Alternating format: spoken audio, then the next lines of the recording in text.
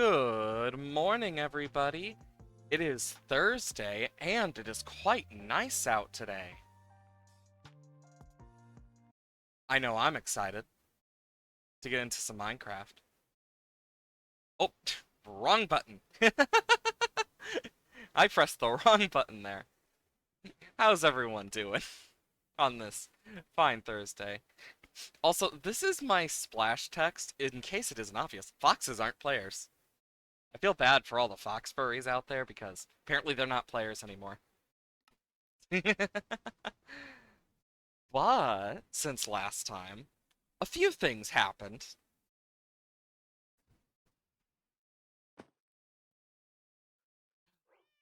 Oh, finally back. I did do some off-cam mining.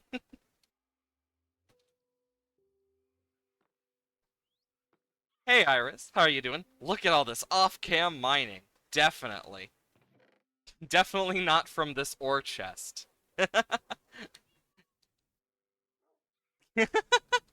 I just had to play up the joke because it's just like, okay, it's too perfect to pass up. But yeah, off cam, I did manage to go through the ancient city and we got the silence trim. So finally. We are missing a few trims. We are missing the snout trim and actually we need the Vex trim. So we actually need to go and oh god, we're gonna need to go back to the mansion and stuff. We need to find an ocean monument. Like we got a bunch of stuff. But I'm really excited to get some of that done. I believe it's in this chest? No. I know there's a Woodland Explorer map somewhere in this house. I just don't remember where. It would probably be in navigation? Um, there it is. Oh, I think this is a different one. I can't remember. Or is this a, oh, I might have actually made it bigger. So, that's something I do want to try and get to today. As you can see, I am very much packed for whatever might come. I know the main thing for today is to try and get some trims. You eated it? Fair. Yeah, I know there's a lot of stuff. When did my simulation distance go up? And my max frame rate? When did clouds go on?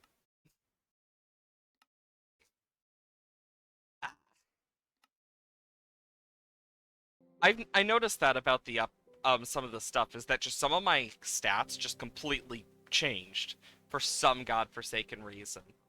But off stream, what I actually did is over here at the armor stand stuff. As you can see, I got the floor filled in for the most part, and I got the little setups, as well as chests to put each of the armor pieces and stuff based on how much they're going to need. I got the... So we're going to need about a stack of blocks per, meaning we're going to need to get a stack of netherite blocks at least for this. And these little areas I want to fill in with either frog lights or sea lanterns, these little empty areas. Those were the main things that I kind of did. I probably should grab another thing. Over here is going to be for like turtle shells, and I actually put like the space between that I'm going to need. As well as like fixing a few things, but I got a lot of the stuff in off stream. I know I am getting really close to like, I got really close to just putting up the walls between streams, but I was like, nah. I also added this back door to the house. Literally just to make it easier to get in and out. That's the only reason I added it. Grab those. But yeah, I went back to the ancient city, I lit it up and stuff, and we got the silence armor trim because I missed two chests, and one of them had the frickin' trim we needed. Okay, so we need to go south. This is south. And then we're gonna need to go, so we're gonna need to go like this way. And I think I'm gonna move this up to 10. Also, I don't remember what I had my frame rate at originally. I think it was like 80. At max or something. I just don't remember. But I know we need to find the Tide armor trim. We need to find the Vex armor trim. We've got a bunch of the armor trims, and actually, I just had a thought, and I don't want to forget this. God, so many things, and I'm just like, wait, what if I forget this? What if I forget that? I actually haven't checked the Iron Golem thing in a while, but besides the point. Okay. I just want to double check, because I could bring a writing book. So, we have the Spire, Eye, Rib, so we need to go to the Nether, and we need to get the Snout armor trim. So we need Snout, Tide, Vex. Um, what's the final one? I know there's another one. Um, because I'm trying to remember the name of it. Armor trim. Because it's not silence. We got that. Well, I got that. Um, it's something really like forgettable too.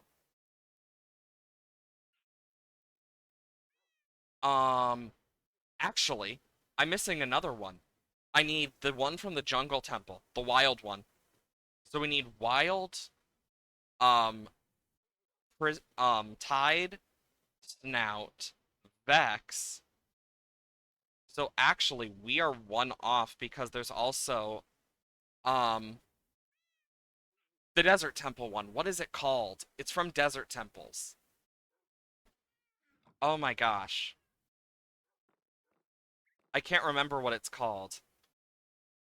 I'll probably remember it like halfway through the journey or something like, oh yeah, it was blank. But yeah, we need to find that one as well. So we have 5 left. The Tide will be the easiest to get because, well, it's simple. Just find an ocean monument and kill some Elder Guardians. And that just made me think we should probably grab some water breathing potions. We're going back and forth a lot today. Oh, hi, Wandering Trader. I did not see you here. Did you just spawn? Nothing too useful. Also, ever since I got that gunpowder farm up, it's been so nice to get rockets. So I'm less worried about using an elytra. What type of potions? Do I have any water breathing? Okay, 3 minute, 3 minute. Do I only have 3 minutes? Oh no. I'm gonna put these in the brewing stand and just make them 8 minutes real quick because I'd rather not drown. Yeah, because thank God I thought about that because otherwise that would not end well for us. And I should probably keep this in my hand so I can just... I am so happy they added that, though. The ability to switch just easily offhand like that. Come on, give me those. There we go. Water breathing. I'll keep one in my inventory with me. Okay. Now I think we got everything. Yeah! We got this. I know I'm really excited because we're getting to that point where we are almost every armor trim, and then we just need to worry about all the diamonds, emeralds, etc. The emeralds are going to be easy. I can just trade with villagers. Um, the diamonds, we have a tunnel bore, so that will make our lives a little easier. Um, trying to think what else. The netherite is gonna suck we're gonna have to make a nether tunnel bore specifically for it, because otherwise it's just gonna suck to deal with. Because the netherite, we're gonna need over a stack of blocks, and at that point we might as well go for as many as we can get. Hell, because we're gonna be getting enough blocks that we're gonna probably have enough we could make a netherite beacon because of how many we need. Which, honestly, I never thought I'd be saying out loud, but now that sounds like a really fun idea. Making a beacon of each of the things. And for like each of these we find and stuff, like ones that we know we haven't like searched, for like the shipwrecks or other things that might have trims, I say we check them just so we can save on some diamonds and resources. Because we're going to need about a stack of blocks for each, except for quartz and amethyst, which are completely separate. So when we see amethyst, we need it. That's a big thing we're going to need a lot of. So I'm probably going to create a geode farm. Yeah, you should go get food. Food is very important. I actually had a very nice breakfast this morning. I made some pancakes and sausage. I had enough time, I got to make myself some pancakes. Homemade pancakes are some of the best. And they are just so fun to make. They're easy, they're cheaper, and they're really good. Easy, cheap, and good. Oh, we're getting closer to this mansion. I never realized how close it is to the first ancient city we found. Also, I totally want to make an outpost over here eventually. That'd be cool.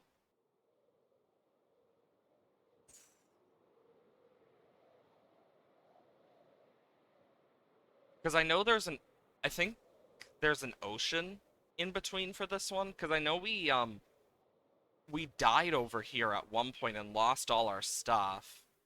I remember that. Oh, yep. I noticed that lag spike coming away. I mean, part of it's probably just loading all these chunks. I don't know how it looks for you guys, if it's the same as me, but for me, there's like bits of lag, but not too much, and it's from loading chunks. Give the game a little time to catch up real quick. Woof! No, I don't whittle wolves. I know we already got that type. Actually, how close are we to that one? It's in husbandry, right? The whole pack. Oh yeah, we still need to get the other variants. Did we already get the whole pack? No, we're missing two. And I know one of them is the Arctic one, which spawns on like those areas where it's like the tundra forest things on top of mountains, which is gonna suck. Oh, yeah, these are new chunks as well. So I might have taken a different way. But yeah, I know we just gotta keep our eyes open. Just keep our eyes peeled like nanas. Bananas. And of course, I used to fly with Elytra a bit, but I always found them to be kind of annoying to use sometimes because in a lot of cases you move fast enough, you outspeed the generation. Oh, gotta go this way more. I will say, the ocean is nice at this time of night. Come on. Let's see if we can find it. Because this should be the one we've already found. Yeah, look, you can see our little block thing.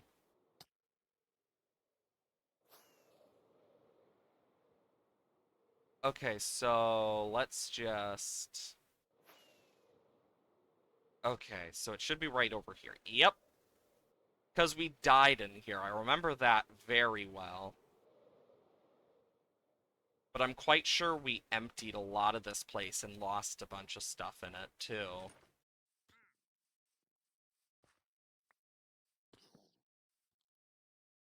The frick? You can hear the wandering trader.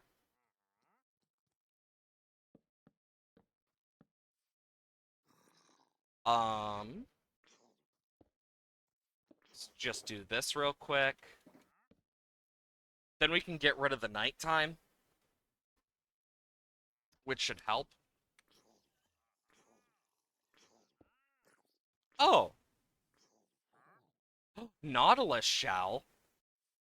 Dang it, I wish I actually had the emeralds for that, because we need those. We need a conduit for, how did we get here?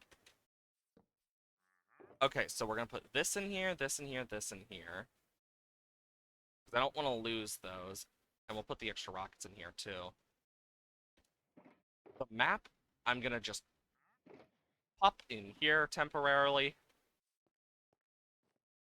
Okay, we just need to keep an eye out for what we might have missed.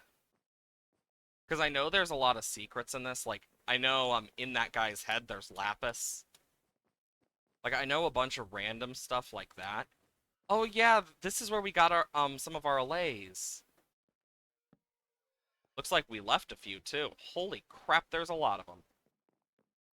I mean, they can easily be duplicated though, which makes it a bit easier, but at least checking over these again, we'll be able to tell if we missed any chests. Hopefully. We missed one that has a Vex armor trim in it.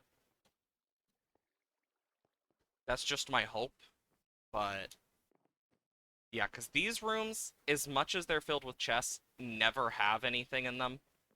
Which honestly I think is a really big missed opportunity. And it actually reminds me, so literally after I started stream yesterday, the Minecraft movie trailer came out. And I have some thoughts. That's for sure. It's something. I will say that. It's something. It is. Sure something, alright.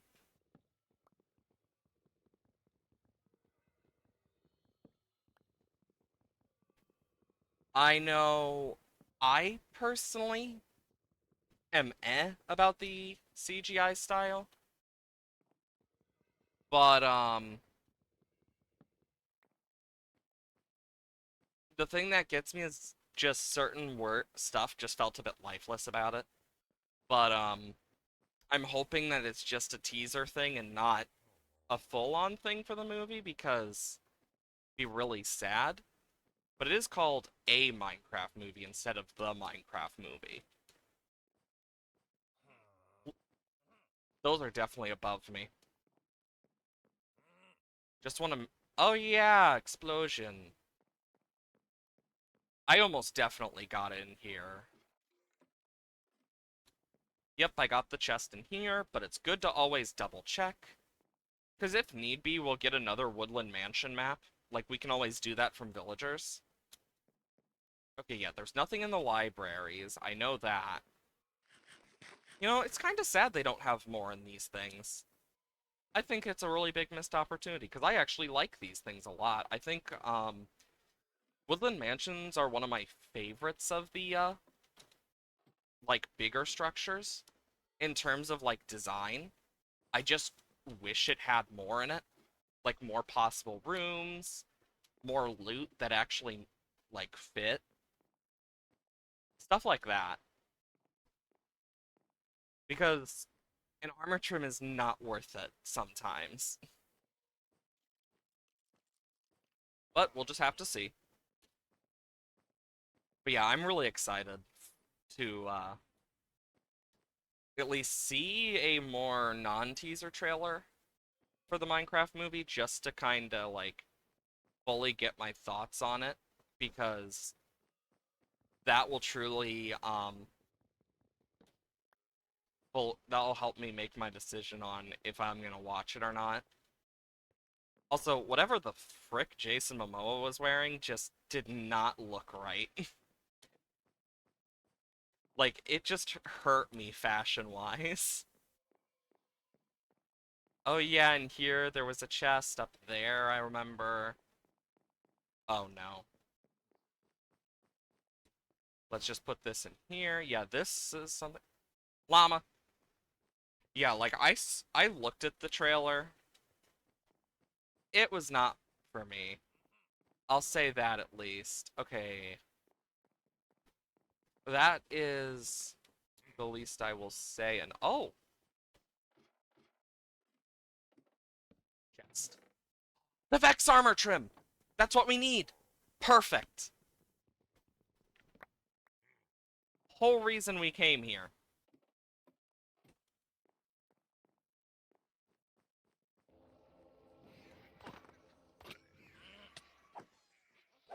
My least favorite mob is the Vex.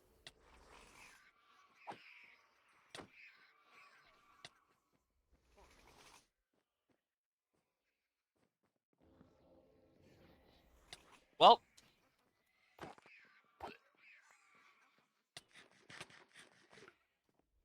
okay, we just need to be careful.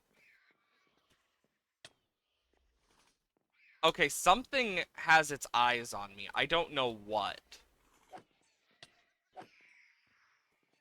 The good part about Vex is that they eventually do disappear. Um, over time. Also, was that creeper looking down? I need to kill the spawning for them. What just caught me on fire there? Does one of the Vexes have fire aspect? Oh no. Yup. That one.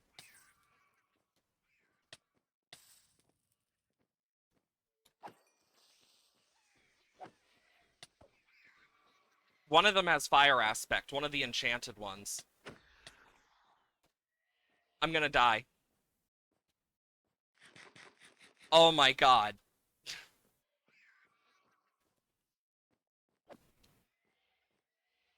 You. Is it you? I don't know. Holy shit!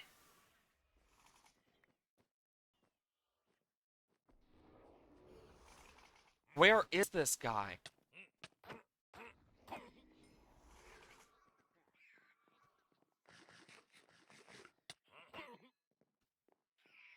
Okay, that guy died naturally. Stop running! Coward!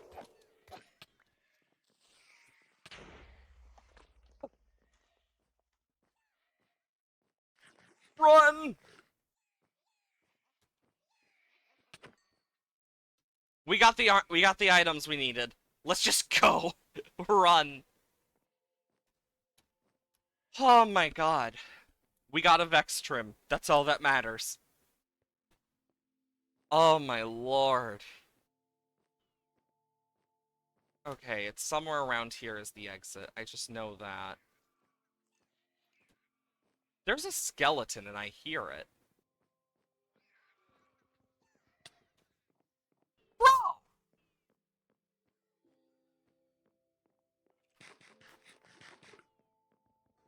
I need to basically check these walls.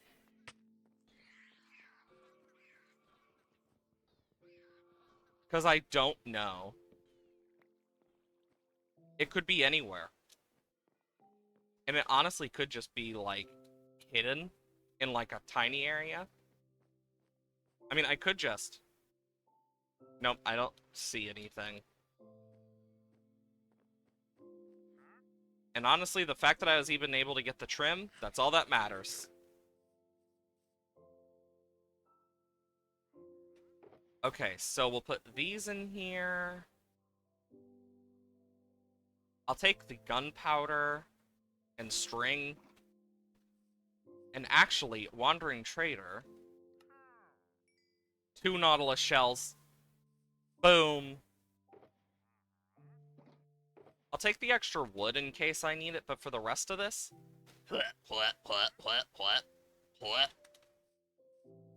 And I'll keep the chest. I want one of these. Gonna want some of these. I want this. And the map. And actually, I'm gonna want this too. Boom!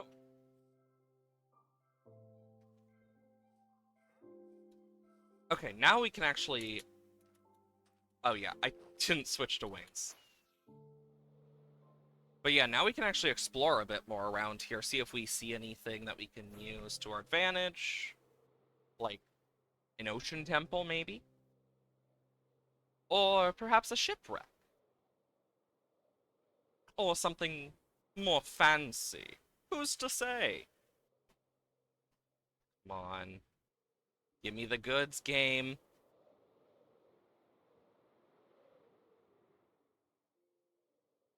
Okay. Ooh, game is not liking that.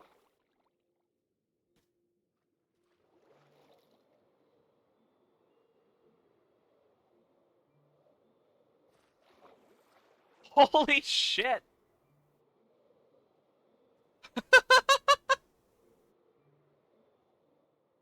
Never before have I flown that fast so oft, like, off the bat. Let's give the game a moment to load, jeez.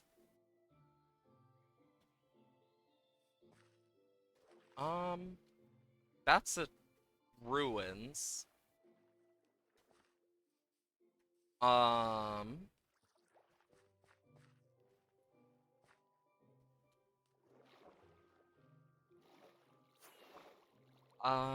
let's see.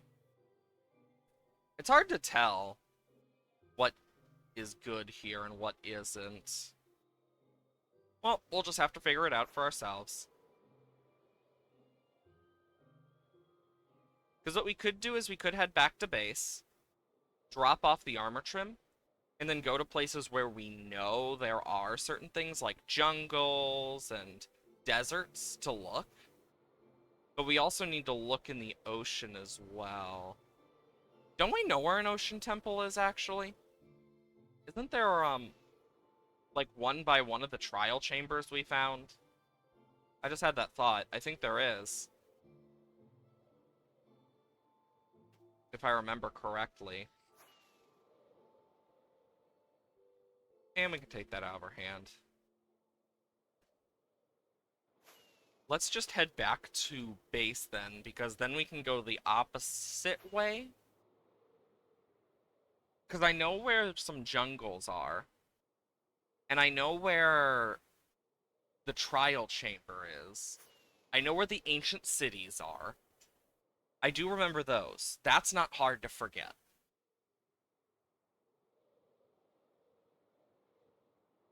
But just gotta keep our eyes open. I am excited for what's coming to Minecraft because we're getting baby squids and baby dolphins and stuff, which I am excited for because babies. We're also getting different sizes of salmon, so that's interesting. Let's see. Anything worth it? No. That's a shame.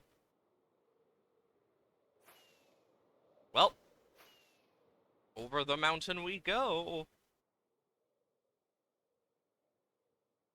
At least it's nice. Big mount. There's a zombie with some gold pants. Creeper, spider. Probably lava. Yep. Um.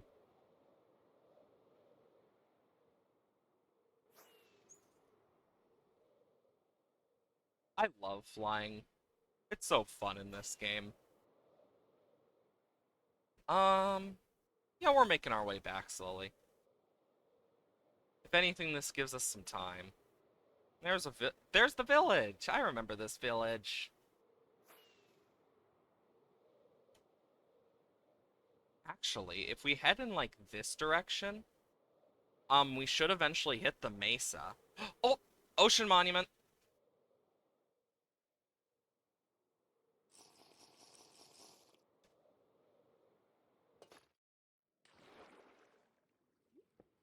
Quick. Hello.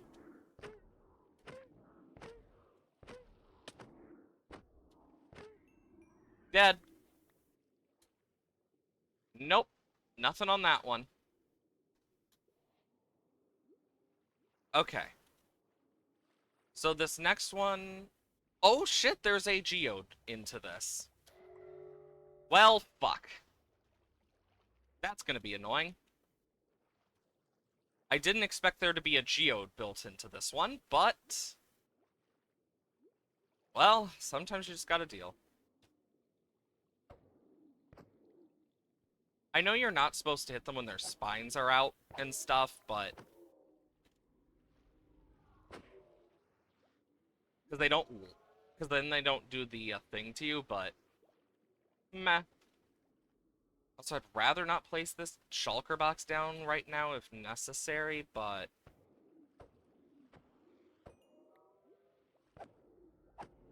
Oh my god.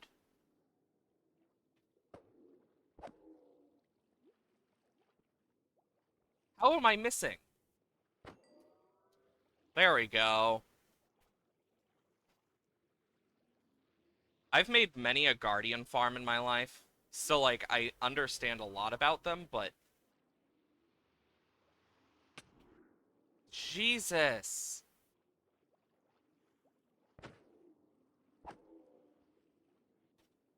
And bonk, bonk.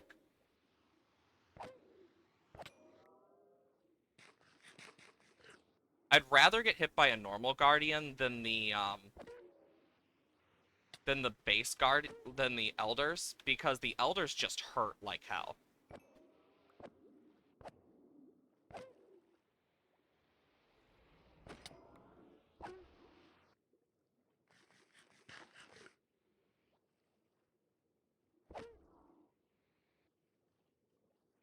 But yeah, the elders are annoying.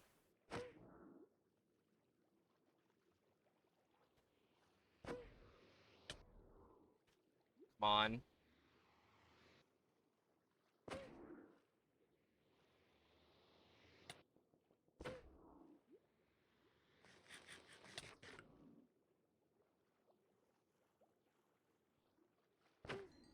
Dead. Nothing? Damn it. That sucks. Means there's one left. There's 3 per. Oh yeah, there's gold in that, if I remember correctly. Ah, hello, Guardian.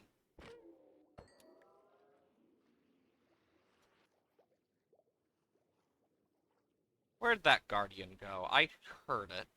Hello there.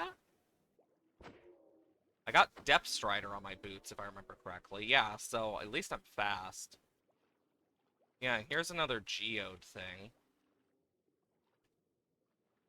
Just gotta keep an eye out for any other elders. Because never know. Anything? Oh, we're still finding stuff. Empty. We got time on in the water breathing. Which is good, because it means less to worry about.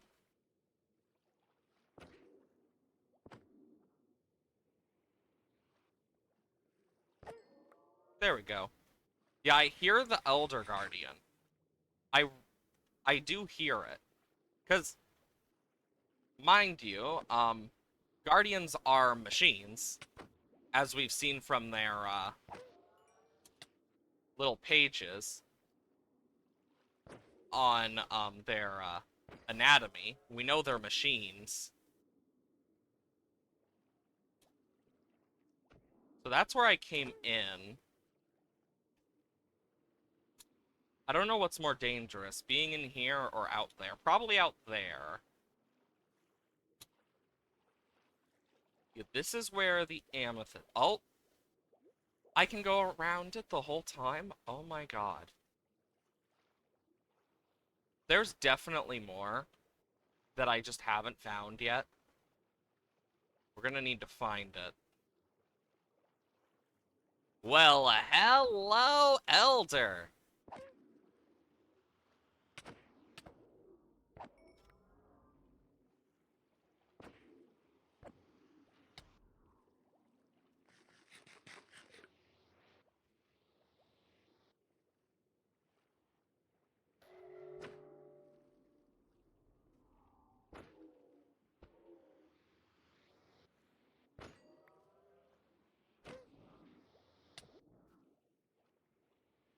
Mirror. There, now I don't have to deal with that guy.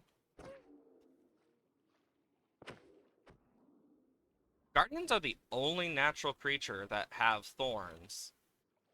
Which I find so cool. Like, yeah, zombies and skeletons and things that wear armor can sometimes have thorns armor, but Guardians are the only ones that don't need armor for it, and I find that really cool. Yeah, if I can keep getting close to it. Dead.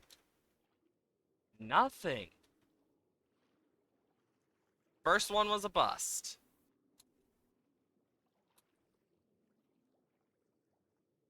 Mining fatigue is going to last longer than our water breathing. Yeah, that's an geode. So this one was a bust, which is a shame. But we did get some sponges. So at least there's that. Okay.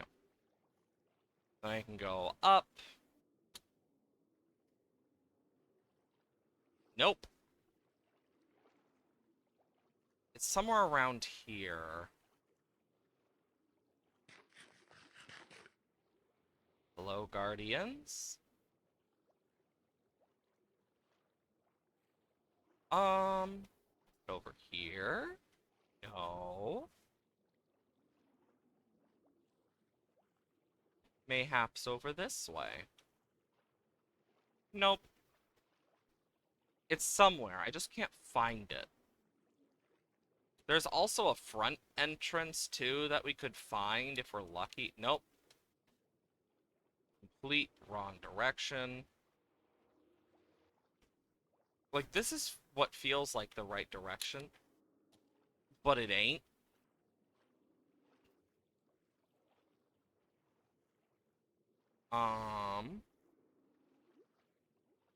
It's somewhere, and I know it is. And it's probably something I just am too blind to see. This is another Guardian room. Is it over here? Yeah, there's the exit.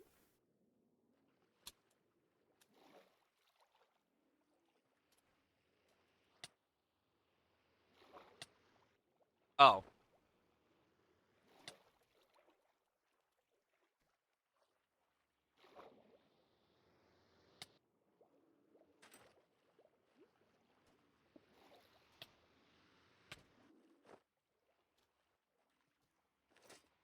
This is gonna hurt.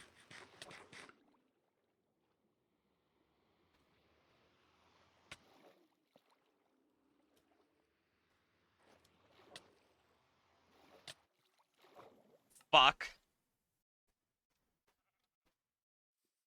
Welcome back with your food.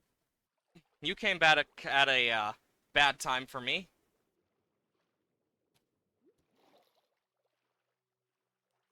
I shouldn't have switched to my Elytra. I hate Guardians. I really do. Okay, we just need to boat over that way now.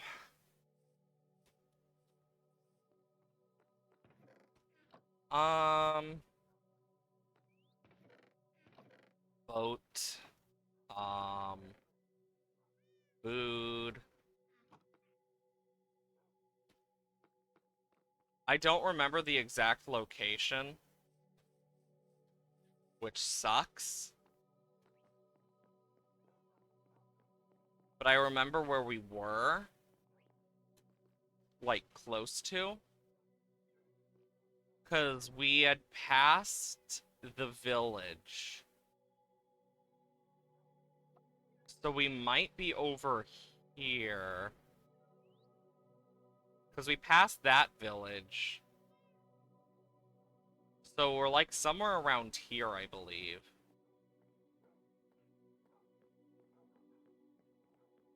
And I know exactly where we need to go. Sometimes you just get bad luck. Other times you're just me.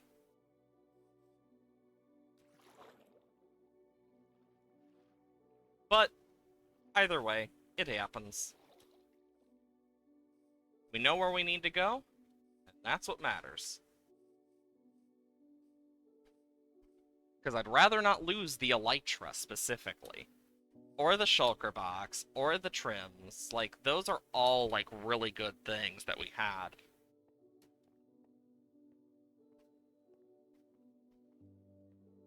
Yeah, Guardians suck to deal with. And if I had the blocks in my hand, we would have been able to just fly away like that. No issue. But we didn't. And we paid for it. But, yeah, I'm actually surprisingly, um, like, I remember a lot about, the ancient city stuff. But not a lot about, some of the other things in Minecraft. Because, like, I know a lot about Minecraft structures and stuff. But I always forget, like, some of the percentages behind, like, certain drop rates. And, like, structure rates. One big one being, like, the Tide Armor trim. I thought it was, like, 33% or something. I know it's a lot higher than, um, some of the other trims. But I also know it's just annoying because of the, Elder Guardians. Because that's the main thing that makes that one annoying. Because it should be around that area down there, in the water, because I believe that is where we were. It was somewhere between that one village and the other, I believe. Because we never saw the other, but we did kind of take a bit of a detour. But we know where to start from there at least. Which is what matters. The thing that's gonna suck, though, is getting all our stuff back with the Guardians and stuff. Because Guardians. Though, a lot of the stuff will eventually float to the surface. It's still gonna be annoying to get all of it back. Okay, let's see. You know, I'm actually getting surprisingly close to, some of the Twitch achievements.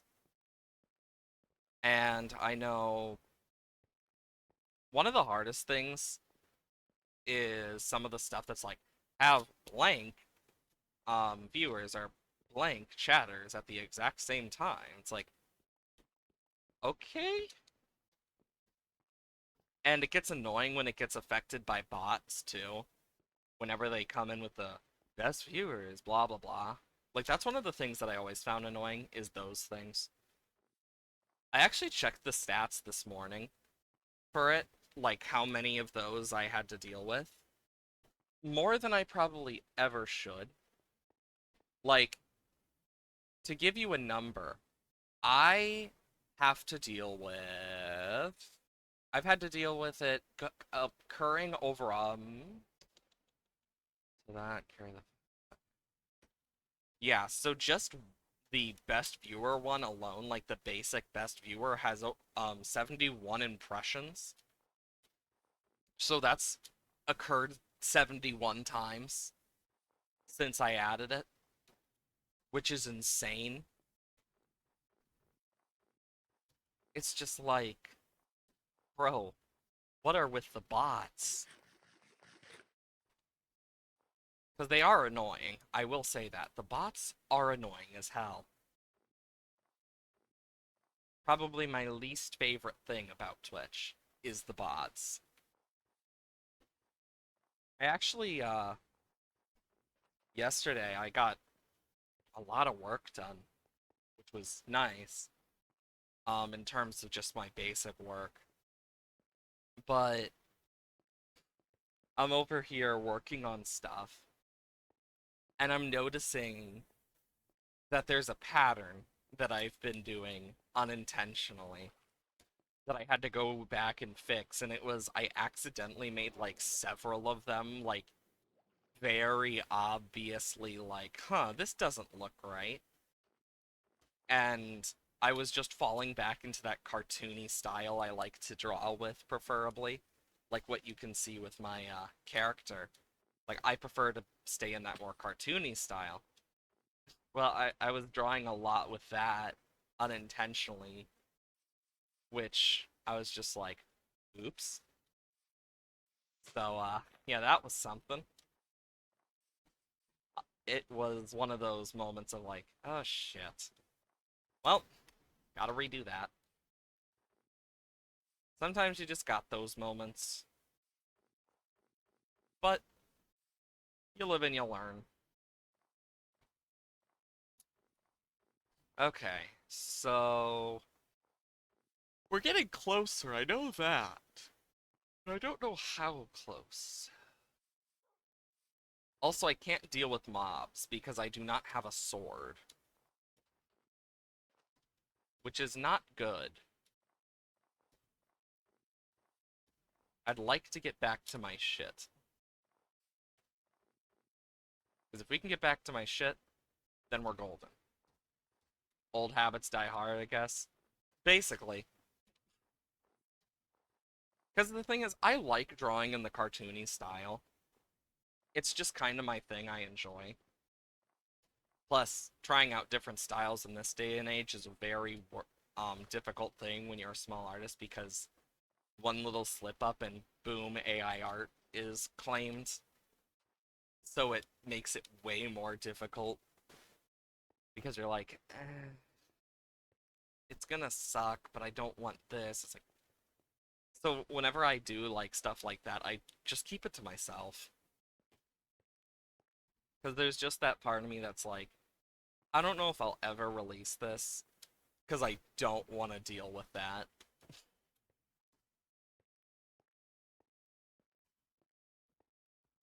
Was that polar bear still going after me after all this time?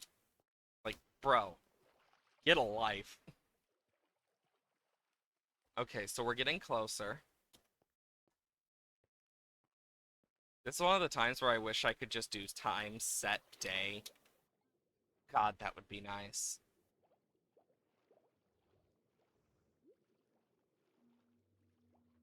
God, I feel so slow in water, too. And the only reason I have a boat is for this final stretch we're gonna need. Think about poisoning the flower pictures before posting them. Oh yeah, so what I've been doing for poisoning is I put it at like 1% um like opacity slash transparency because that's something a lot of AI has trouble like understanding. So what I've been doing is I have purposely been setting it so um any of the art I post has like different things on it. Like I've put different images that have opacity on it where it's just like, oh yeah, this just has like a random picture of like someone just saying, "So, how's it going?" on top of it. Like I I think one of my favorite ones I did was over top of one of my art pieces, I literally just put, imagine finding a way to make this visible couldn't be me.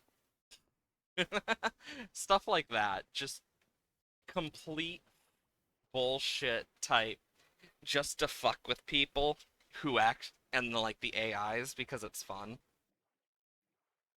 Because it's like, look, if you're gonna keep stealing data, I'm just gonna poison it. I don't care. If anything, I find it funny. Nice, a photo of Shrek. Normally, I don't do a photo, I just draw something over it. In like one of my many styles I have learned. I prefer painted styles quite a lot when it comes to certain things. Good, everything is floating to the surface slowly.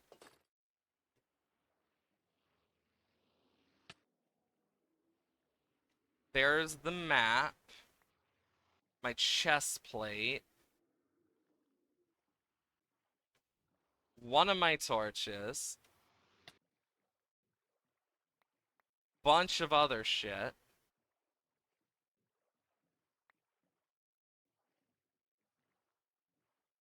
There's my sword and my boots. Silk touch.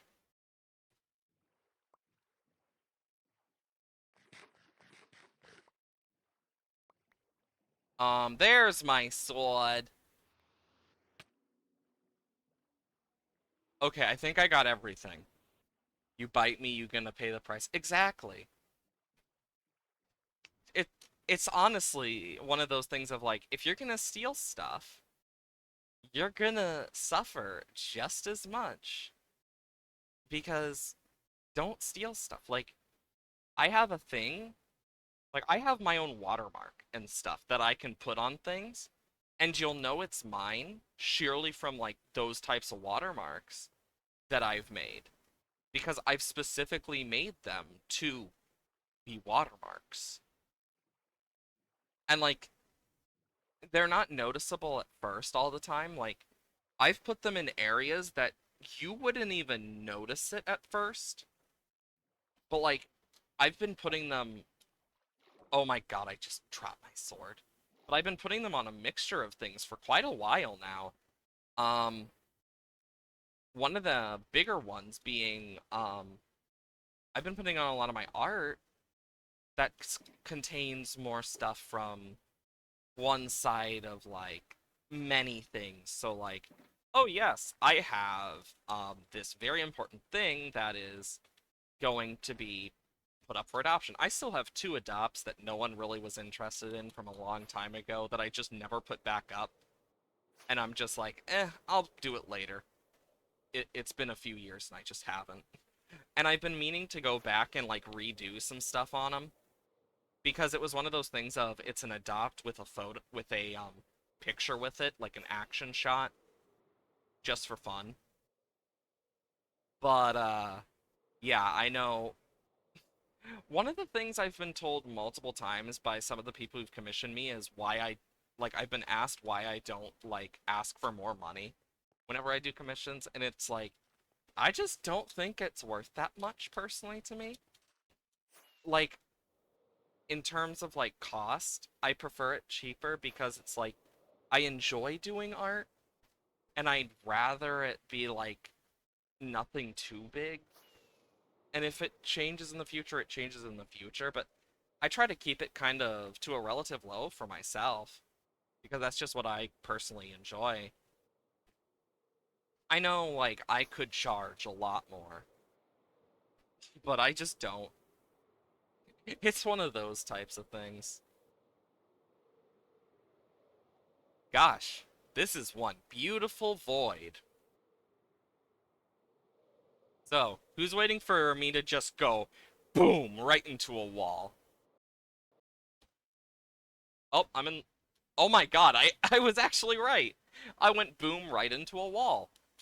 Oh, a village. Have we been here before? I don't know if we have. I'll take the emeralds. I'll take the extra wood because I know we're gonna want it. Oh, hi, zombie. I don't think we've been here before. Loom? Don't see those every day.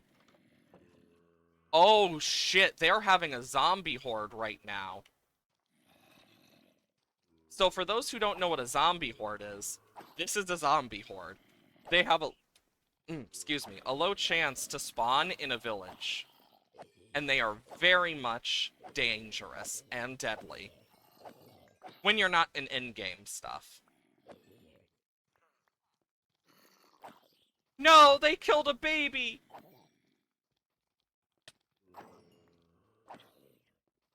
Oh, I accidentally hit that polar bear and its baby.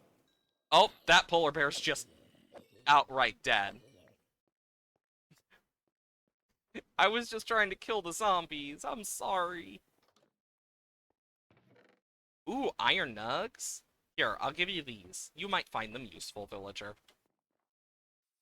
And then down here... Okay. Yeah, I actually quite like, some of these villager houses. Like, that's the blast furnace one. But I didn't expect to run into this, like in the middle of like the watery and icy abyss of this village. Like, there's literal stuff going through the village. But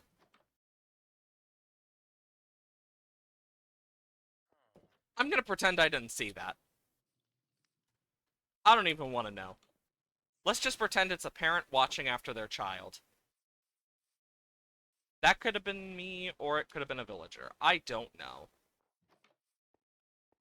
Um, I'm actually gonna take these because if you remember, we are trying to get, because we have been trying to get the stuff for, the armor trims, and leather is one of those things we're needing. So that's always nice.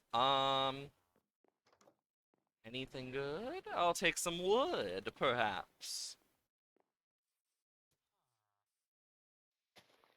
Just break through the tree. Hi, villager. I hear spider. Boom! Old taiga. That's pretty neat. Yeah, I want to go towards this way a bit, because I know there's a mesa eventually, if we keep going this way. Oh my god, another village. Dang, this one's actually really close. Lectern. I don't think these have... Yeah, these don't have chests in them. Like, some of them do, some of them don't. It's confusing. Also, I saw someone come up with a compromise for the Mojang villager update idea, making certain, where certain villagers from different biomes would, give certain enchanted books a compromise, where instead of it just being like, oh, you only get in this biome, it's a higher chance to get it from that biome type's villager. Which, honestly, I think that's a really good compromise idea. I don't remember who it was off the top of my head. I just remember seeing it. But honestly, I think that's a really good compromise, to make villagers a little less, like, of an issue. As well as, like, removing the stackable, stuff for villagers, zombification stuff. I think that'd be a good way to, like, nerf villagers. It'd be a more compromised solution that would nerf villagers more, make it a little more difficult so the people who are truly, like, gonna go out of their way are still gonna get cheaper trades, but they're not gonna be as broken, and it's gonna be harder to do. It'd be a good compromise, I think. Oh, that's a village path. Jeez, we are frickin' finding villages like hell today. If only we would find desert temples like this. Because we do need that armor trim. I still haven't remembered... What's the name of it? Oh my god. It's something... It's like... I think it's like... It's something that I'm gonna note, like, either remember, or I'm gonna see it and be like, how the frick did I not remember that? Oh, hi, Nitwit. Ooh, Cherry Grove! Honestly, I think the Cherry Grove is one of the most beautiful of the new biomes. Oh my god, this village is big. It's kind of nice, actually. But I do like the new Cherry Groves. Something about the Cherry Groves are nice. But looking back, it's not as new as it once was, and I'm just like, it's been how long? Oh god. Also, if we're going by the last few years, we should be getting announcements sometime this month about when the next Minecon live is gonna be, most likely in October. Because that's something that we'll probably notice more. We'll just have to see what happens. Because that's kind of what's been happening for the past few years, since they started doing it. So it's very possible we're gonna see more of it. Oop, Acacia. Acacia don't got any other ideas. Uh-huh, uh-huh, uh-huh. I thought one of those cows was the new wolf variant, because I know we need the Acacia wolf. The spotted one, which is based off hyenas. Also, they totally missed a chance to make a maned wolf as one of the things as a joke, because what maned wolves actually are. Like, that would have been one of the best jokes they could have made. Ah, the ocean. But yeah, once we make our way over to the mesa, because I believe they can spawn in red deserts, the mesa deserts as well.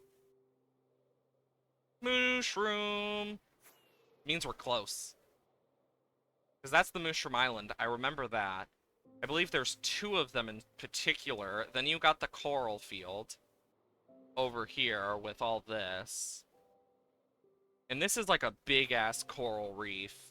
And then it leads right into the mesa where we got our armadillos and our first ever unique dog types.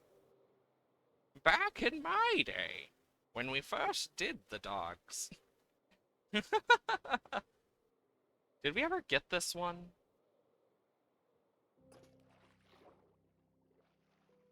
Time to check. No, we did not. Just a little bit, break, break, break. Do not do the dog. No, no. I did not need that in my brain, nor did I need that to be said. Why is it whenever you open the buried treasure chest that it always seems to do that? Am I the only one who's noticed that about some of the buried treasure chests in Minecraft? It's been that way for a few updates. But I've been noticing it more and more, it feels like.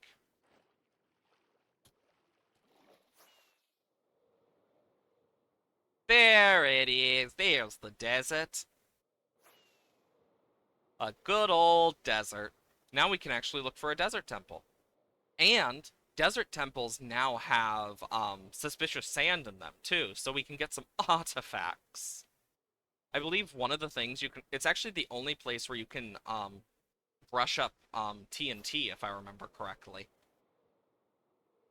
Which is honestly a really cool little feature.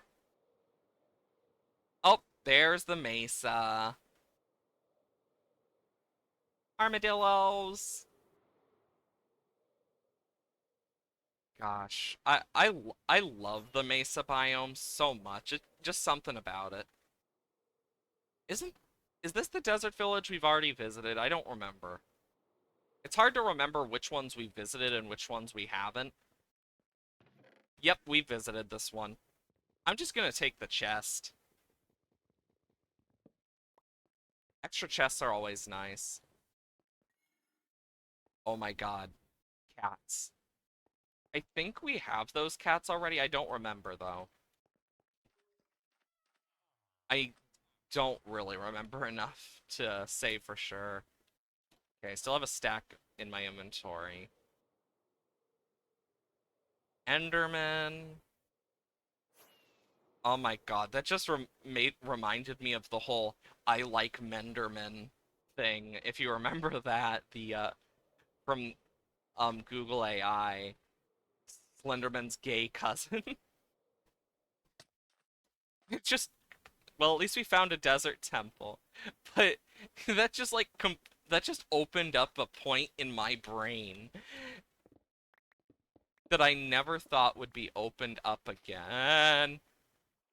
Oh my god, that I about just peed myself. That scared me. When I saw the water, I was like, uh-oh. Loyalty, golden apple, iron, golden apple. I'm taking the gunpowder because that's nice. The sand is nice too. Um, loyalty 1, I'll take it for the book.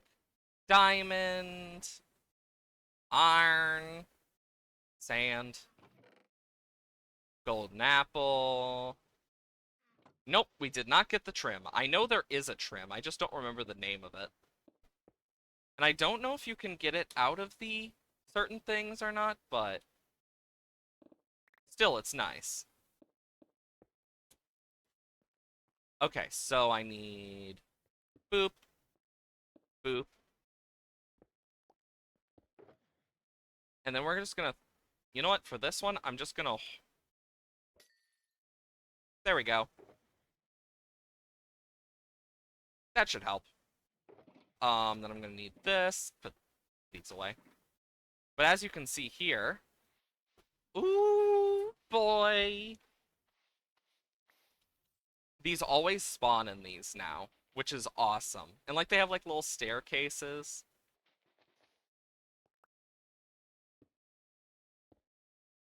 Okay, because it like is a weird one.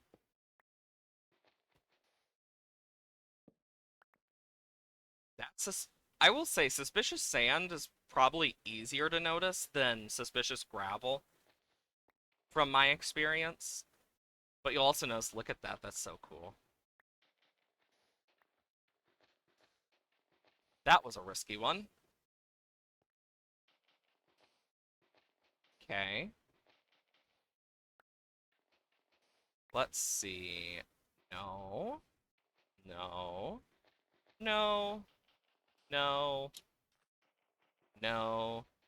No. No. No. Nope. Nada. Nope. There we go. Emeralds. Fun.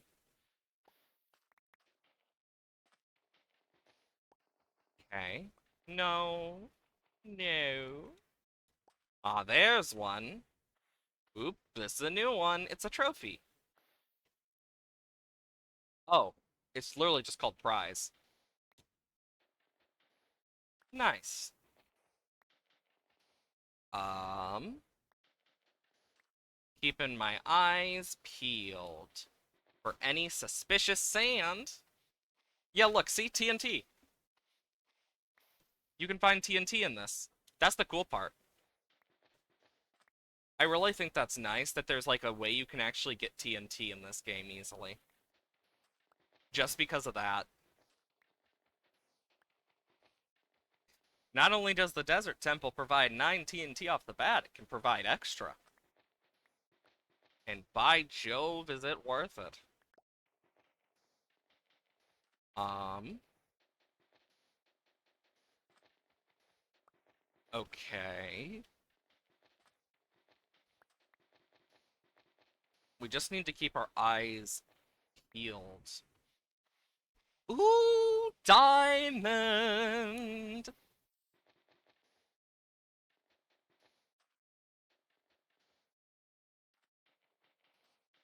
I actually quite love this one. Because when you actually clear it out, if you notice something about this, you'll see it as soon as I clear out the middle. Does this look familiar?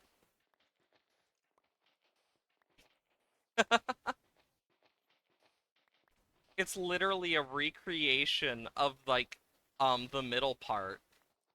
But specifically for this. And it doesn't go down, but I think it's really cute. And it's like a nice little nod to it as a whole. Also, I'm gonna put these in here. Put the chest. And actually, I could probably put the TNT in here too, so. There we go.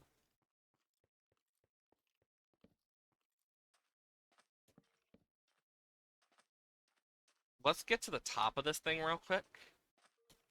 I want to mark off that we've gotten this already.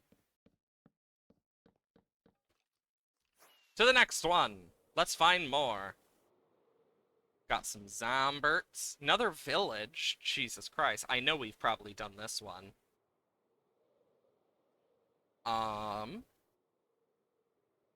let's see. Because if we can find another desert temple, that's going to be great. Um, there's a well. And a portal. Did we ever get this well?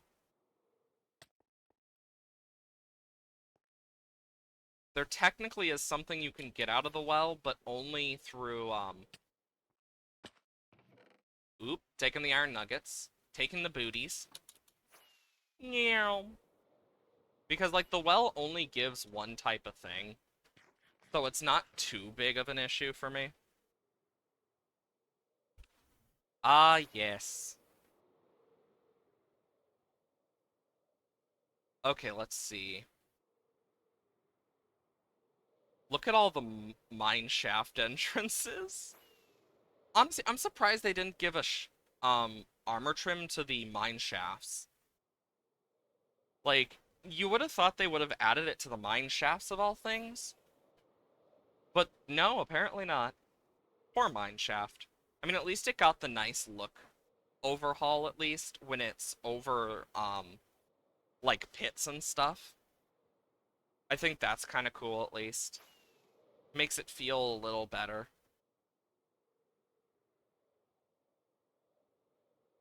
We just need to find more temples. Okay. Scanning, scanning, scanning. Oh my lord. You know, this game is nice. Just something about relaxing in this game really just doesn't compare, which is good. Lush Cave is underneath this. You can tell because of the azalea tree.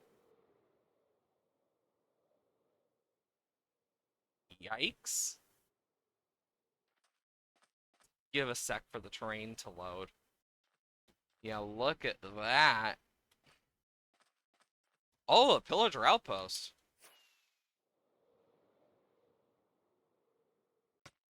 Bonk. I'm taking these babies. But of course, that one sounds like a fart. God, I'm such a child. Efficiency 3 isn't the worst. Isn't the best, but isn't the worst.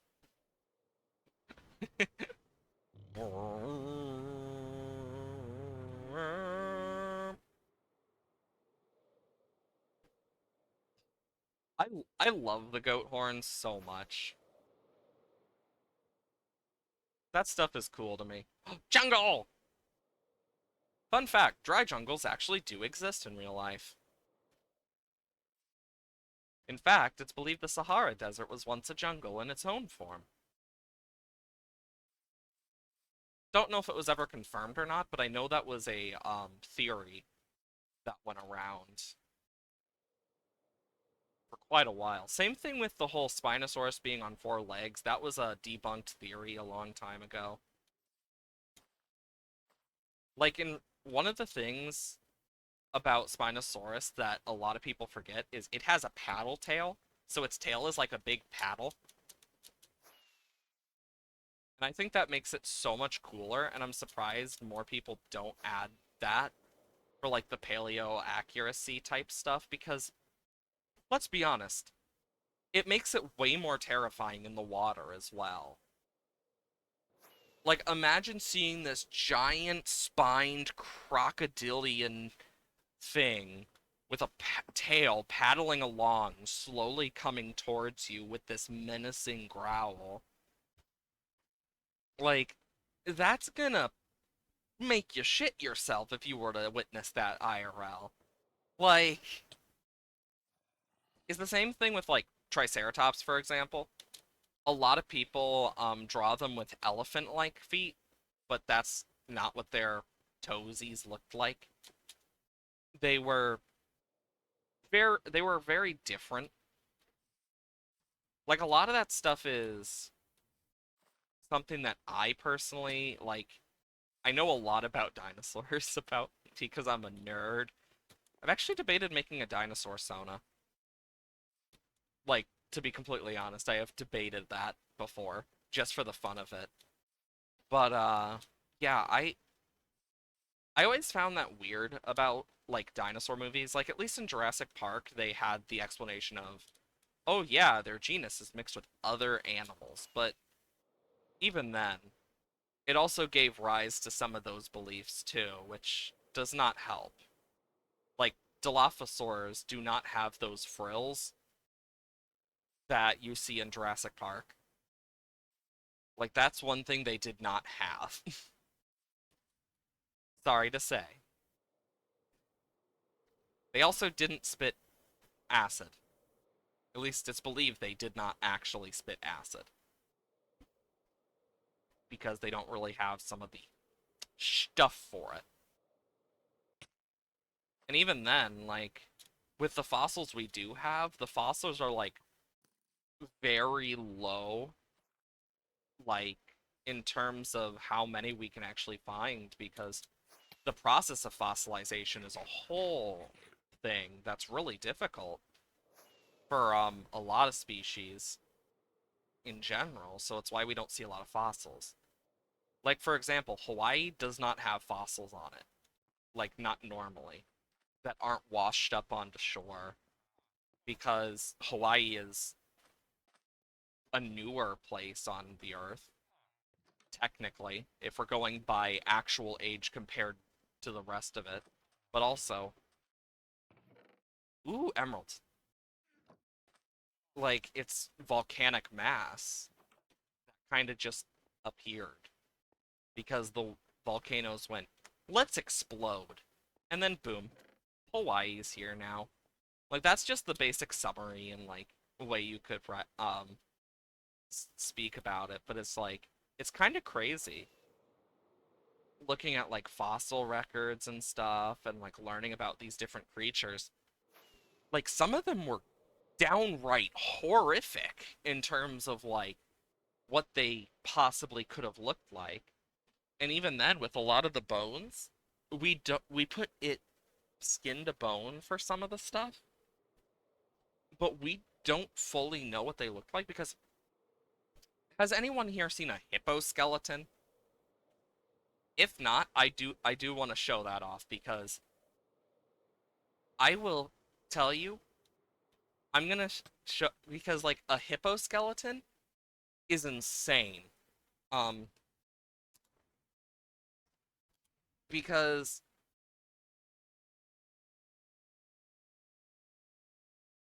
these are things that you'll look at and you're like, oh, that can't be. It's honestly terrifying because the hippo, it's specifically the skull of a hippo. Um, where is it? Save image. I'll just, yeah, hippo skull. But like for those who've never seen a hippo skull, that's what it looks like. I'm just gonna keep flying while talking. Um, but yeah, like that's what a hippo skull looks like. It does not look anything like a hippo. Meaning it's very possible a lot of the dinosaurs we know about didn't look anything like we imagine as well, which is honestly really cool. Like, it's a cool little thing about like fossils in our bones and what gets fossilized, what doesn't. Because fossils also won't keep all the stuff intact over the years, especially with like the process to make fossils, like naturally. That stuff is not easy. There's a reason they aren't common. But it's still interesting to me because it's like, huh, you wouldn't expect there to be like this big thing with the fossils. But like there's a lot of like stuff with fossils we just don't know about. For all we know, I don't know if it was confirmed or not, if it has a spine for sure, but there were theories. Do you think illustrations of dragons have had an impact on how we see dinosaurs now? Oh, almost definitely. One of the ways we see dinosaurs now, though, are more feathered because we realize through like some of the calcified bone structure, well, shit, these things had feathers. Like some of them actually had, and like we know herbivores were probably less feathered than like carnivores, but we also know it's possible some of them, like the Yutyrannus, for example, like through some of the fossilized stuff we found and where we found it and what we know about its history, we know that it probably had some form of feathery down or fur that kept it warm. Like stuff like that. I find that so cool. Because feathered dragons seems like a really cool concept. There are feathered dragons too, if you actually like look. Like I've done a lot of research on that type of stuff because I did a project once in high school about dragons and like different types of dragons around the world. That was fun. I got to learn a lot about different types of dragons that I never knew about. It was quite interesting. But one of them, like the Coatl, is a dragon. It's a serpentine basilisk naga type. So it's a mixture between a basilisk and a wyvern. Those are usually called nagas, in some forms. But the Coatl is a feathered naga, basically. And I find that type of stuff super cool. Like, there's all sorts of stuff that, in fossils, too. Like, one of the biggest things is, no matter what, how we perceive things are affected by what goes through our imagination and what we can see about it. So, like, looking at the hippo skull again. If an alien were to find fossilized remains, or we did years in the future and hippos no longer existed, we would probably make it look very horrifying, unintentionally, because we wouldn't know what it looks like. But nonetheless, it also puts into perspective some of these creatures we only can just guess. Like with some of the sea creatures, it's easier because a lot of them are thinner creatures, or like the bugs and plants. We can tell like what those looked like a lot easier because of their fossilization process versus bone. Because that's one of the things about bone that also makes it difficult. When it does fossilize, which not often for anything, we don't get to see the skin, we don't get to see the fat, the muscle, like we don't get to see all that. Hell, let's believe the T-Rex, because of its skeletal structure, might have walked like a chicken. Which is crazy, and I don't know if it was confirmed or not, but because I really haven't looked into it much since then. But the person who ran in heels, like the fastest running in heels, could outrun a T-Rex, hypothetically, with what they were able to gather from its bone structure. So you could outrun a T-Rex in heels, which I find hilarious. That's one thing people thought was unrealistic about Jurassic World, but apparently is more realistic than we realize. Which is hilarious. But even then, like with mammoths and stuff, we know what they looked like. Same with saber-tooths, because we had paintings, like the cave paintings and stuff.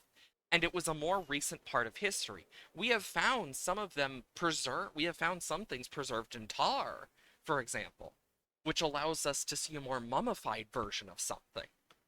And that's allowed us to get more look at some types of creatures that we might not know what they look like. So, like, when humans finally started doing, like, the big paintings and stuff, because dinosaurs existed before humans. That is for sure. Like, dinosaurs evolved into birds. We know that. They're the closest genome we can get. I think there's a lot of interesting stuff because for the last, like, I believe it's 3 months of your life, they can test what you were eating from your bones and stuff. Like, they can test, like, a range of what you possibly were eating in, like, your diet, which is terrifying, but also kind of cool. But it also lets, but it also, with some, not with much with fossilized, but it is possible that you could technically get DNA from that stuff. meaning we could try and recreate the stuff to see what it looks like if we were able to get enough DNA. But if Jurassic Park has taught us anything, don't fuck with dino DNA. And I think all of us can agree on that one. Don't fuck with the dino DNA. Because I don't think anyone wants to deal with that shit. And I think we can all agree on that one. Well, some mammoths that were still alive during the ancient... Yeah, like, mammoths were alive for a long fucking time. Like, a lot of those things were around a lot longer than we realize type. Which is both crazy and interesting. Because it's like, oh yeah, you see this right here? Yeah, this thing, it's existed for 200 years, and you'd never know.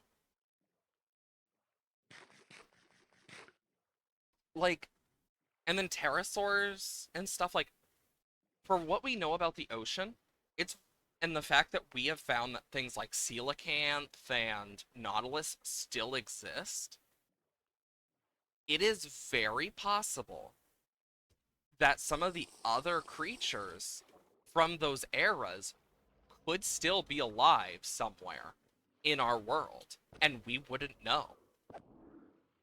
Like the Mosasaurus, we don't fully know everything about it, but it's possible it could have evolved to live outside of the more shallow surface areas of the ocean and into deeper, like the Megalodon, despite humanity doing its best to make them not. Yeah. I mean, that's also way before, like, overhunting and before it was, like, more known about, like, crop switching. And actually, one of the most interesting parts is it's believed because of a meteor and how it affected the world. One of the beliefs for how we started farming is because of that type of thing. Um, and humans learning about seeds and stuff over because of like a lack of food and like natural plants, we learned how to farm, which is awesome if true. I mean, it's only a theory, but it's a really interesting one nonetheless. Like, that's a lot of stuff with those parts of history that we just don't know about. And it's why archaeology is important. Without archaeology, we would not know about ancient Rome and it having, like, types of brain surgery, basically. We got the trim! We got the trim! Hell yeah! Numero dos done. Now we just need the ones for the Desert Temple, Jungle Temple, and there was one other one. 'Cause I know we were missing 5. Oh yeah, Snout, which is for the Nether. That one's probably going to be the easier one, because we just need to go through bastions.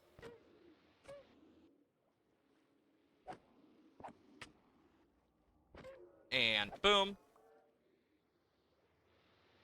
Bonk. Also, I love the Guardian designs. I just think they're really cool.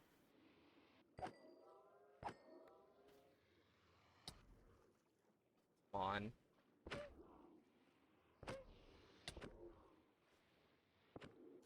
And let's just get up here real quick so I can heal up. But yeah, like, fossilization records of what we know, and like, archaeology is important to history. Without archaeology, we would not have found some of the stuff we have. There's reasons people like Indiana Jones are actually more realistic. Because that's the type of shit that you would have to do as an archaeologist is exploring and hunting for these types of things. Would it be as grandiose? No. It's going to be closer to Dr. Grant and Ellie Sattler from the Jurassic Park. That's one of the things I like about Jurassic Park a lot is how well they explain some of the inconsistencies, especially now that we know more, because back in that day, we did not know dinosaurs had feathers. We did not know a lot about dinosaurs back then. We did not know they didn't have feathers. We didn't know that the T-Rex wasn't fast. As fast, like, we thought it was a lot faster, being a bigger dinosaur, but with, like, the bone structure and stuff. Since then, we've learned that's false, but it also makes you look at the stuff and be like, interesting. Because even if the movie is not accurate anymore, there's a lot of stuff. I don't have a hoe. Dang it. Because if you have a hoe, you can break those quicker. Fun fact. Sponges are one of those blocks that get affected by the hoe. Oh, great. Another sponge room. Damn, I should have come here if we need sponges. Actually, oh, fuck. I'm going to put on my F3 so that if someone clips this, or I remember later, I can clip it of where we are while I try to escape. Because that's always useful to have. Oh, great. We got a way out. Okay, where's my boat? Where's my boat? Where's my boat? Where's my boat? Where's my boat? Ooh, ink.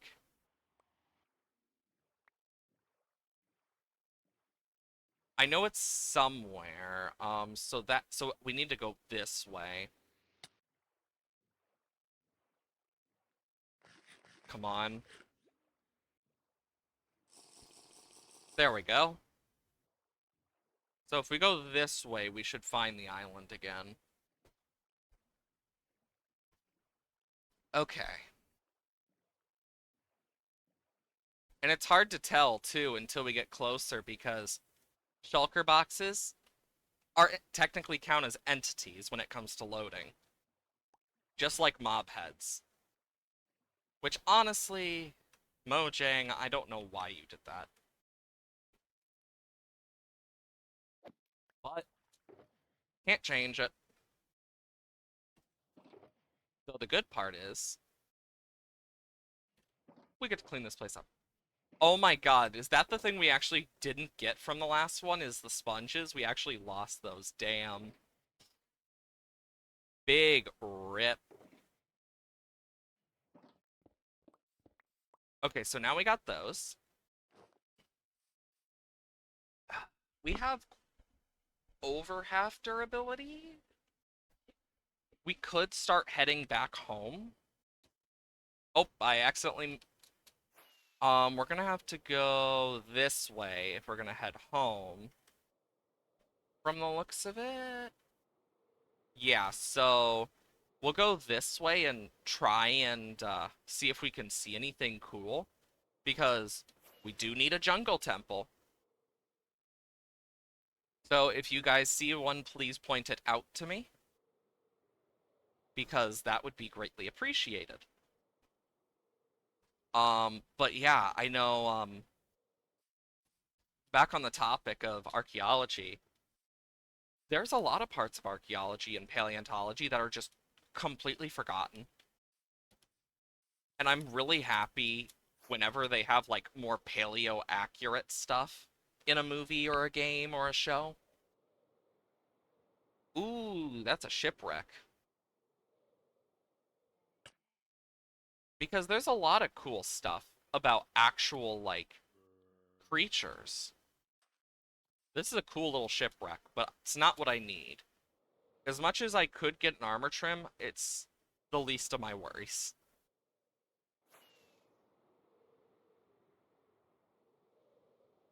Um,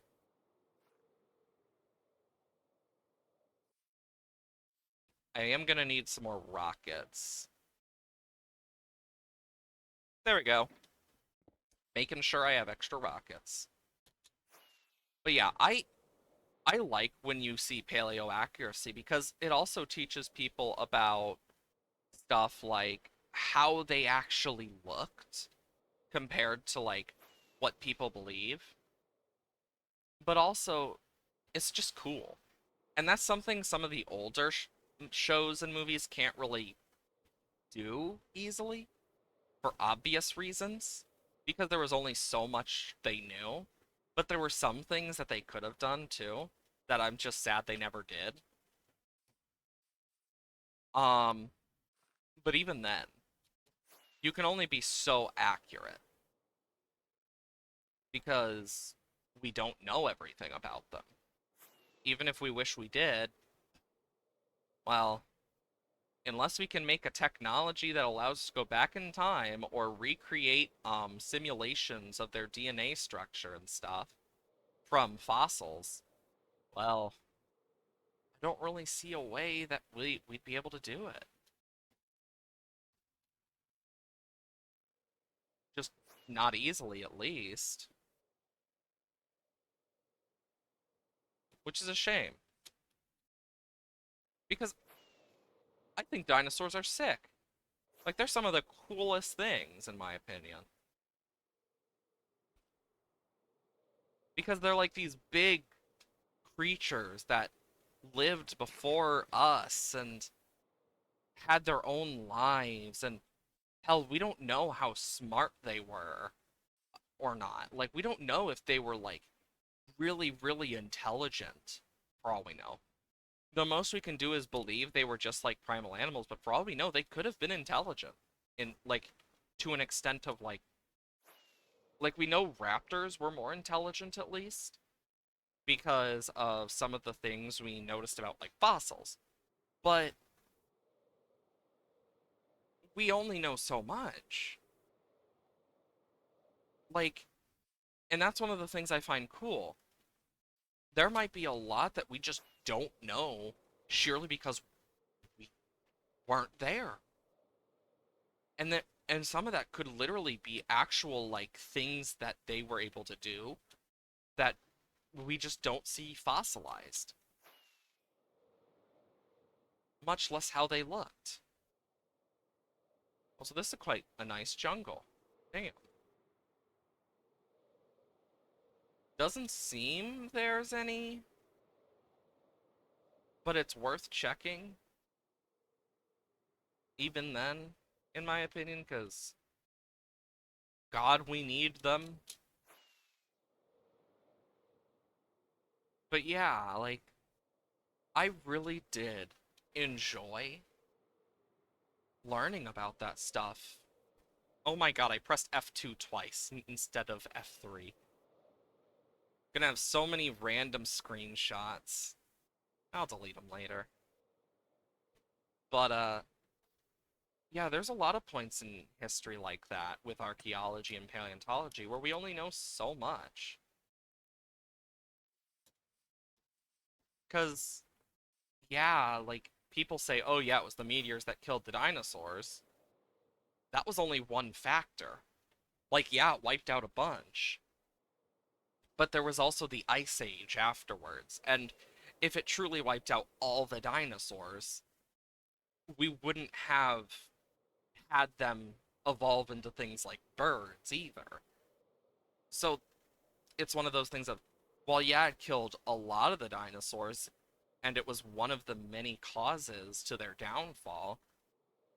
Because for creatures to be big, one of the things in the atmosphere that there needs to be a lot of is oxygen, which we're not doing good about, but that's besides the point. Um, but because of that, it's very possible that oxygen levels also declined, meaning that bigger creatures just weren't safe. They were having more issues and they evolved to be smaller. I mean, we've seen that with, for example, one of the closer relatives to the T-Rex is the chicken.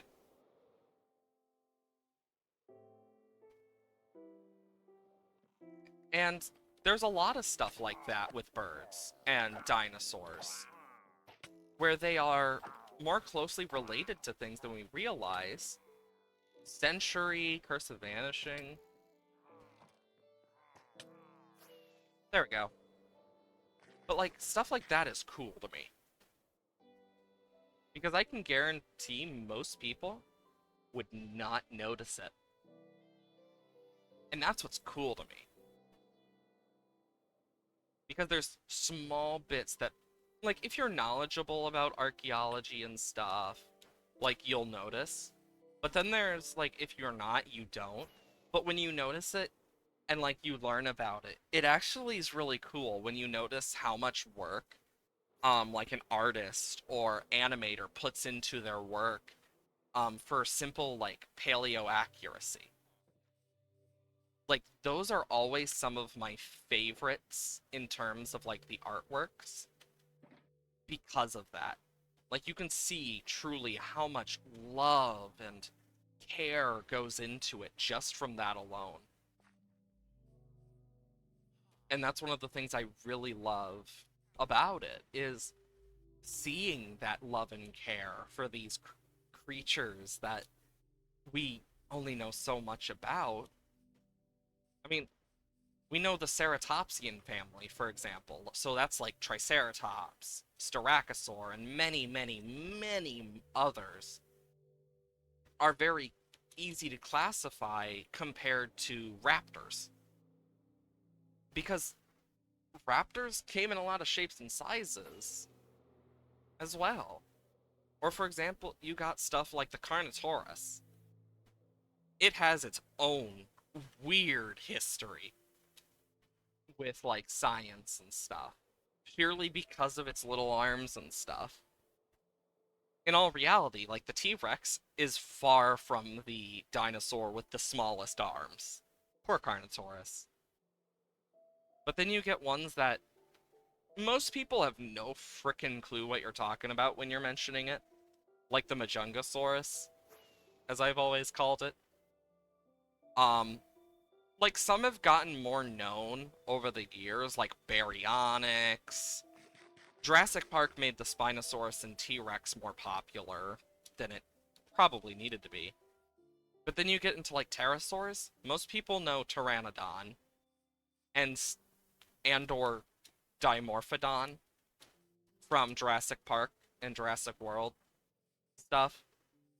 But, and, like, Quetzalcoatl is a whole, not Quetzalcoatl, Quetzalcoatlus, which part of its name, when named, came from Quetzalcoatl, fun fact. But, like, some people know that because it was the biggest bird. Then there's stuff like Argentet, Tavis, which were basically giant birds. Like, there's all sorts of stuff that's, like, missed and stuff. Because most people don't know, like, what a Pterodostero is, which is my favorite Pteranodon type in terms of the pterosaurs. Because, so, I want to show off a Pterodostero because these are so cool. Dostero. So the Pterodostero were huge. Um, but things we know about it, um, are really cool. Like, there's stuff you can find on it. And it was not the biggest bird, but it was damn big, that's for sure. Um, I'm just gonna save this. Oh, great. That I can't save that one. Oh, sorry about that. I need to save a different picture then because it won't save that one. Um, I'm looking for like good pictures. There's skeletons. This is a good one. I mean, it's not the most accurate to size, but like for most of them, oh, wrong button. That's the second time this stream. It's been a day already. Okay, so the Pterodostero, for example, if you look at this, it has like the brine-like teeth and stuff. Like, and they would be small. And yeah, this is from DeviantArt. I don't care, but this is like a representation of it. And actually, it's surprisingly good. But they would fish, and they would eat fish, of course, but they mainly would eat similar to whales as well because of their teeth, and it was super cool. It's also believed that they were related to pelicans in some form.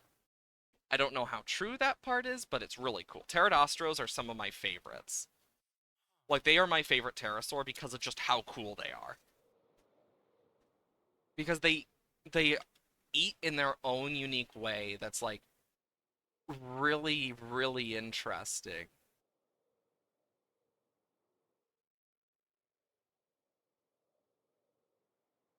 Okay, I gotta go this way. I was going the wrong way at first. But it's cool seeing that stuff. It's why I enjoy it so much. I know not everyone enjoys like dinosaurs and whatnot, but I'm a nerd.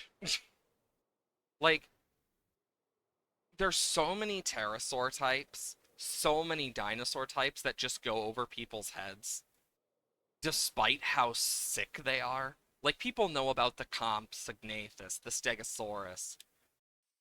Like, they know about stuff. Like, people have heard Brontosaurus, but that was not a real dinosaur until more recently, fun fact, because the original Brontosaurus was made during the Fossil Wars. And if you don't know what the Fossil Wars are, oh boy, is that a history lesson and a half. But a long story summarized, basically, people were getting money for finding new fossils. They and similar. And back in the day, they did not have that good of a system. So you would get people putting dinosaur bones together of different species and then calling it a new species. This is how things like the Brontosaur came about originally. Some, if not most, of the names from the Fossil Wars were removed, just completely no longer exist. But others were made into new names for other dinosaurs. But during this time, people were mixing a lot of those things. And yeah, people made actual, like, full skeletons and stuff, and people would put work into it. And there were people who found real dinosaurs too, that were later confirmed in different eras and were given their names back, though most of them were not. It's like a one of those one in a thousand type things. But the Bone Wars was a very interesting part. The fossil Bone War. Yay. But it's a very important part of like paleontology and its history, as well as archaeology and its history. Like that stuff really like set the tone of certain things that now are more commonplace to use, and even some science stuff as well, because you never know with people. And all it takes is one person to ruin it for everyone else. It's usually how it goes, especially in history. But yeah, I remember learning about that and just thinking to myself, damn. Because like one of the first ever like full like 100% complete Spinosaurus fossils was destroyed in World War II, for example. If I remember, it was destroyed by one of the bombings. But there's a lot of history we've lost because of that type of stuff as well. Like we know that it's very possible that fossils and some stuff we'll never find out because of war as well, and it destroying some of the evidence and similar. Which, while sad, it does open up a whole thing of like, what stuff are we missing about some of these creatures, about some of these parts in history? And it opens up the door for a lot more theorizing. And it's how we kind of get all these theories about, okay, so if this is what they did here, it's very and what we learned from them, it was successful, etc., meaning they lost, but they had their own story and we need to figure it out. And there's only so much that you can figure out. But like one of the biggest like beginning things for humans and keeping history was writing it down and not having it as pass through storytelling. And that's kind of one of the things that really allowed us to keep more document of history. And before that, it's just kinda who knows. And while it's not the funnest thing, it does make you think about, well, if this is what happened, then was it written by the winners? Or is it what actually happened? Because that's one of the things that needs to be asked about every part of history in some cases. And it's why you get these points in history where people are asking, God damn it, I did it again. Where people are asking questions about the validity of these things. Because while some of it is valid, how much of it is complete truth? The answer is very low. Nothing will be complete truth after a certain point due to that type of stuff. It's why you don't see a lot about some of those types of things because of it. Which, yeah, it is kind of sad. But learning about how that stuff works and things, I think that was really fun to learn about. I know not everyone finds that stuff fun. I do, though. Like, I really think it's one of those things that a lot of people would find interesting if, like, a teacher did a full, like, section in, like, high school or middle school on it and kind of explained more about some of the different things that we know. I think that would be a really cool thing to learn. Because, like, for example, there's a lot of banned books in the world, and some are banned for very good reason, and others is a lot more a saying of like, huh, why do they not want us to read this? Like, there's a mixture, some of which are like, I did not need to see that, but others are the complete opposite. Nonetheless, though, you learn a lot about that type of stuff over time, and once you learn about it, you're kind of like, okay, this makes sense. It's one of the reasons I actually really enjoy it. I enjoy learning about that stuff and finding out those things. Say, stupidity of medieval peasants and farmers probably blown out of proportion, not only interpretation of people of the past, but also writers of the past. Basically, like it's very possible they weren't as stupid as we think. It's very possible they were still pretty smart, just they were definitely not as smart as we are now for obvious reasons. But like there were parts that's kind of like, well, what now?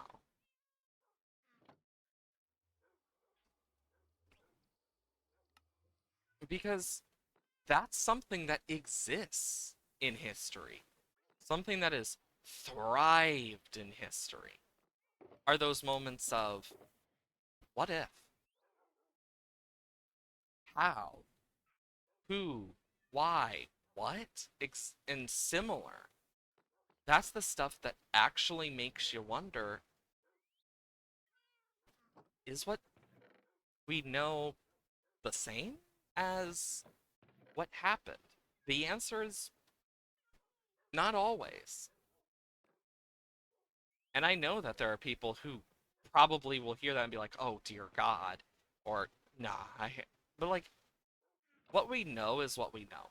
We can't know the truth about everything. After all, it's impossible. It's like trying to know the truth about who did what. So it's one of those things of, well,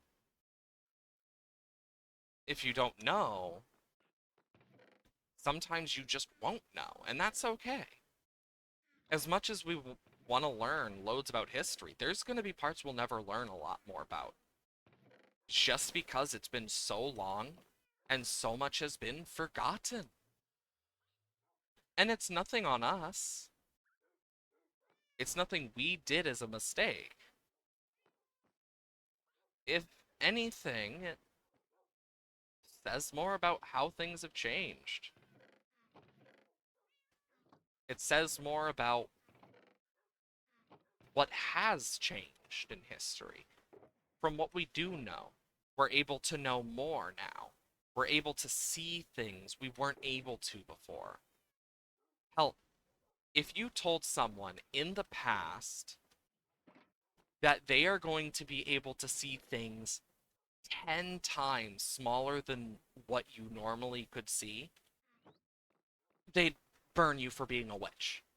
Not actually burn you, but they would call you a witch. Like, there is so much that has changed because of that stuff, and it's awesome. And I feel like it's an underrated part of history. Because, like, writers of the past as well, for example, like, let's take, for example, the Bible. It's been rewritten and rewritten and rewritten time and time and time again in many different languages. Because of that, we've had mistakes happen. It's how we got words like scapegoat. It's how we got some of the stuff we hear now and different interpretations of it. Because people interpret things differently. And no matter what we do, that's just part of life. No one's going to think the exact same thing. But also, there's only so much that will get translated as well.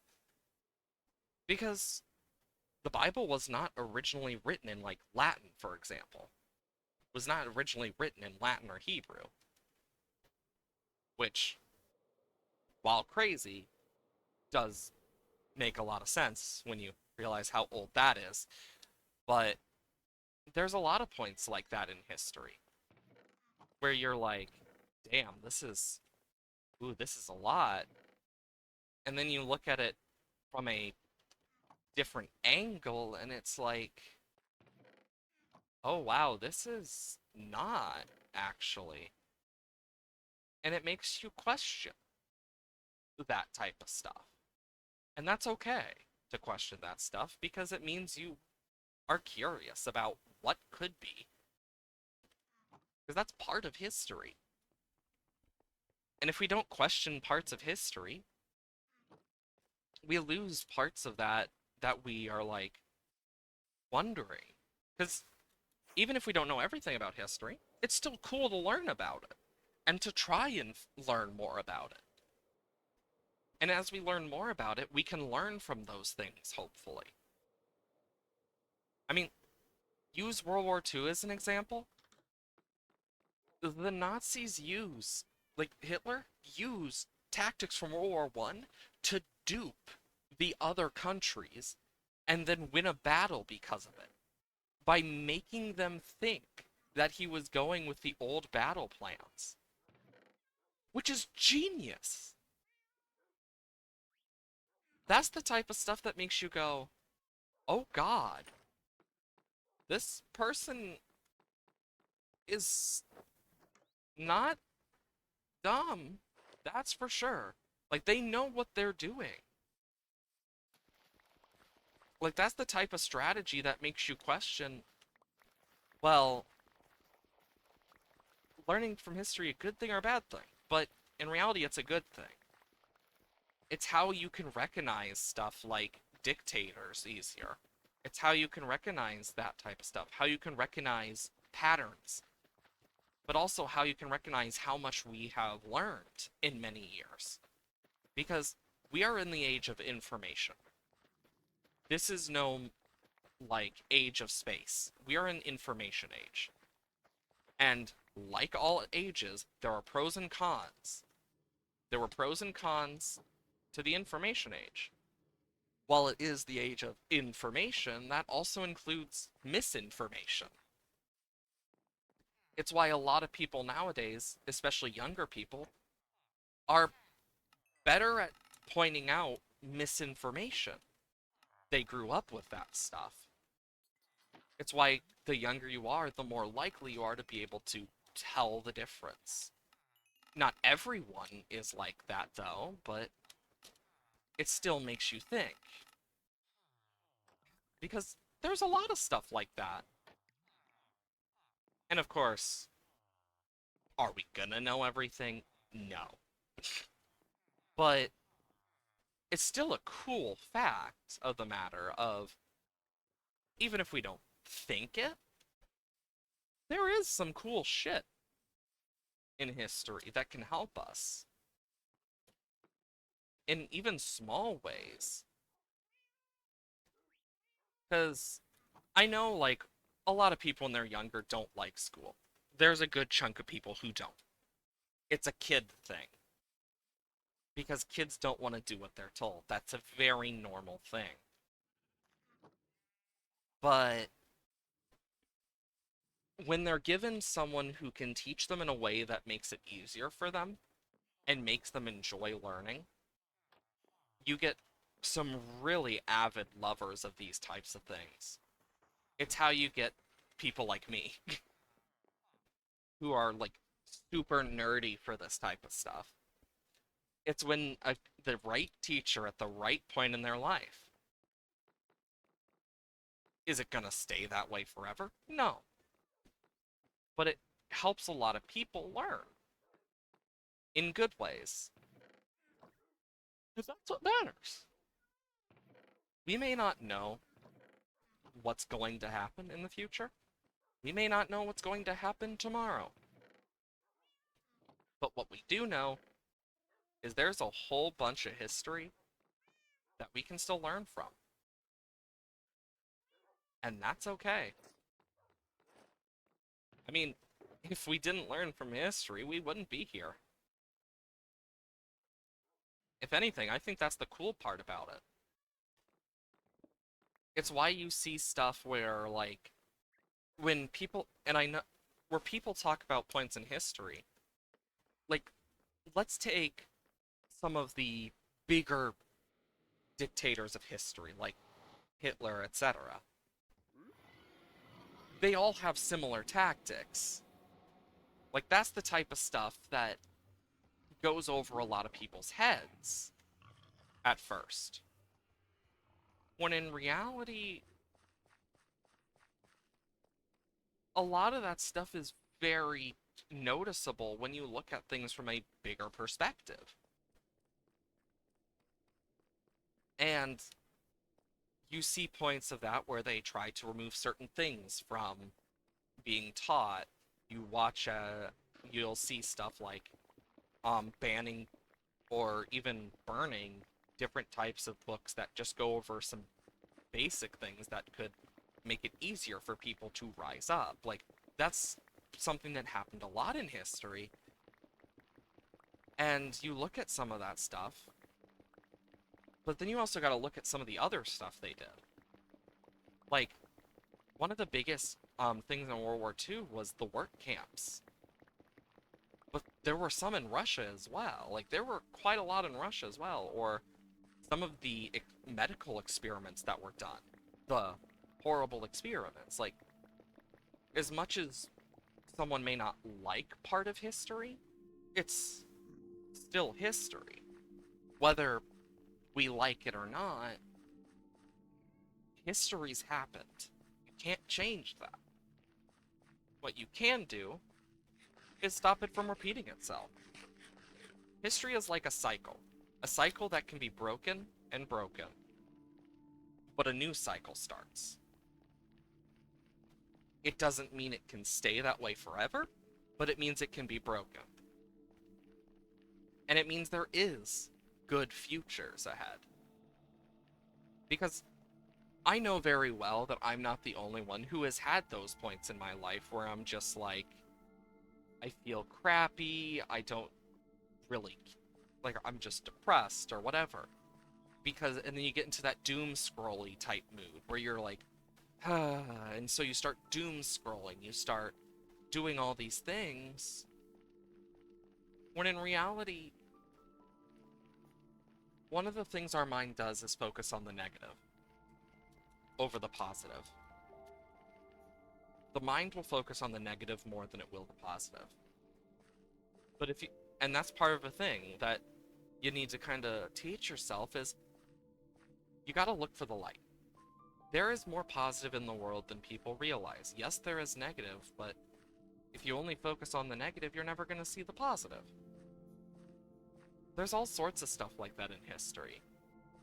And there's been hundreds of thousands of things done. But yeah, the negatives exist and they have their own consequences. But knowing when you can and when you can't do things to help something is also important. As much as I want to help, like, some of my friends with things, I also know I can't force them to let me help them. But I also can't over exert myself. Because if I do, I burn out and I become sick easily. That's one of my stress reactions, for example. Everyone has their own. Where one person might get stressed as hell and um feel less happy, get more depressed. Another person might get sick easier. Another person might react violently. Doesn't make it right, but those are different types of reactions to stress that are more common than we realize.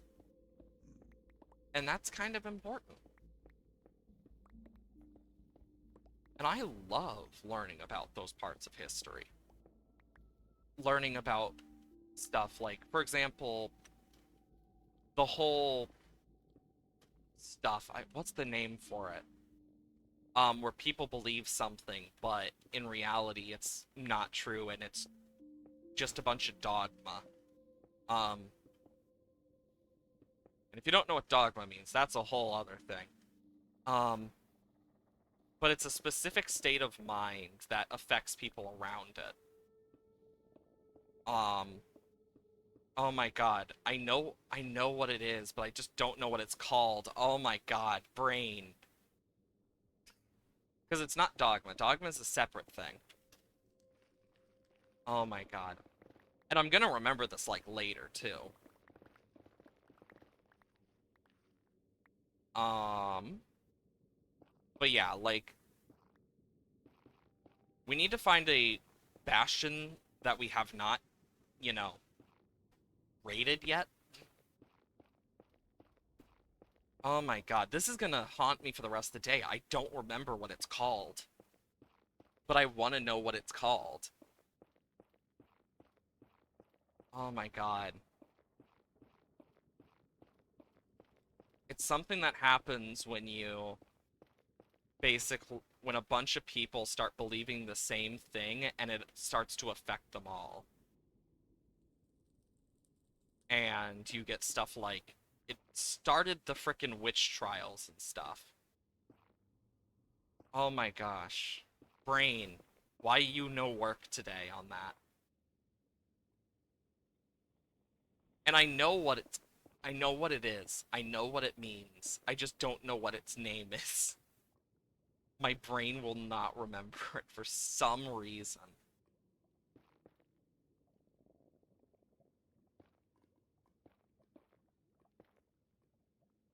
And then just...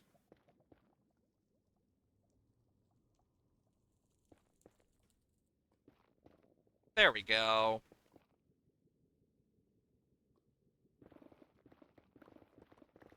But yeah, like, history is cool because of the stuff you can learn from it. Not because of just a simple, like, small thing. Like, you can learn some cool shit from it. Same thing from your, like, ancestors and stuff. Like, one of my ancestor was a priest that was killed during the Holocaust. Delusion? No, there's a specific word. I'm looking it up. Word to dis...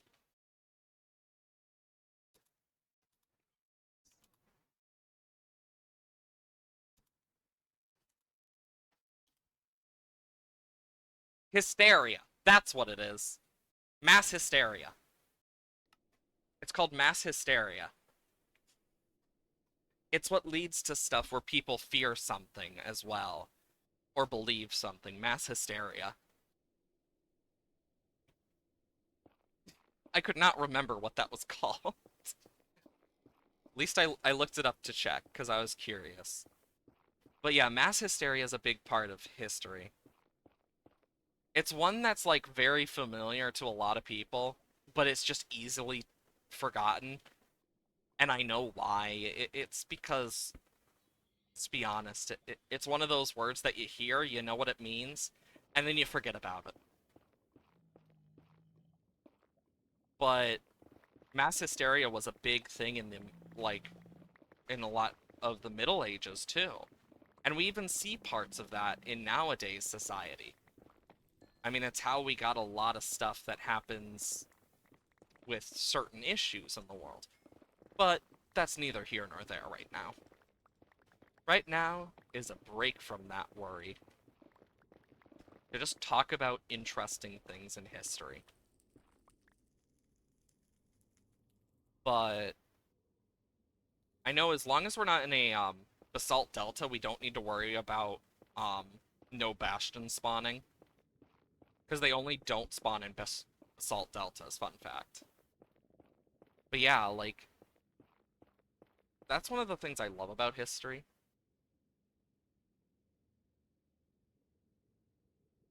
I thought I heard something. Just going crazy. But yeah, like, there's a lot of stuff like that in history that's really cool. It's why I'm excited about some of the stuff coming up. Um, for, like, my life is I get to add that to my story. And even if it's not remembered, it's still a part of history. And we all play bigger parts in that than we realize. And that's okay. Not everything in history is an interesting king versus queen.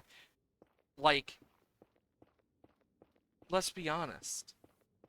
How many people truly remember, like, some of the elections of the past? Like, some of the many, many years back elections? Most people don't. A lot of that small stuff gets forgotten. Doesn't mean it didn't exist.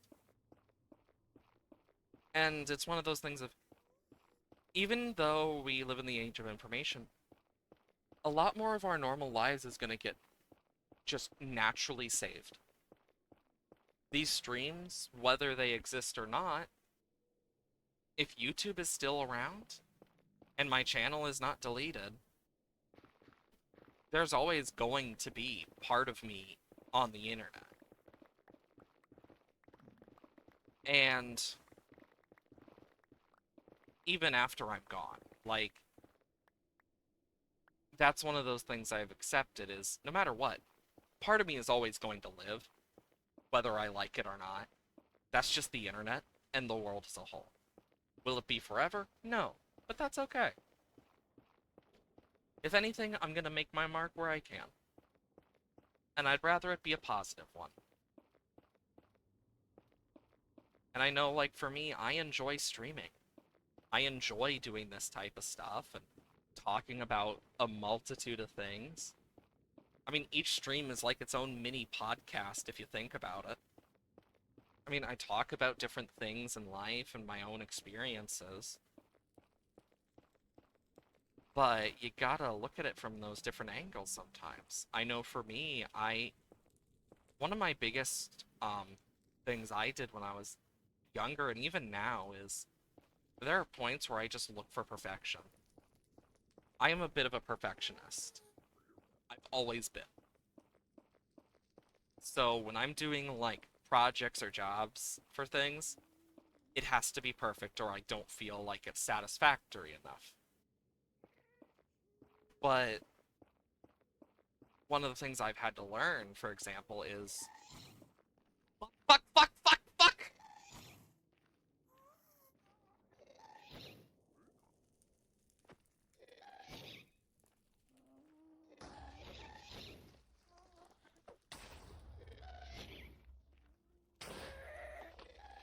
Come on.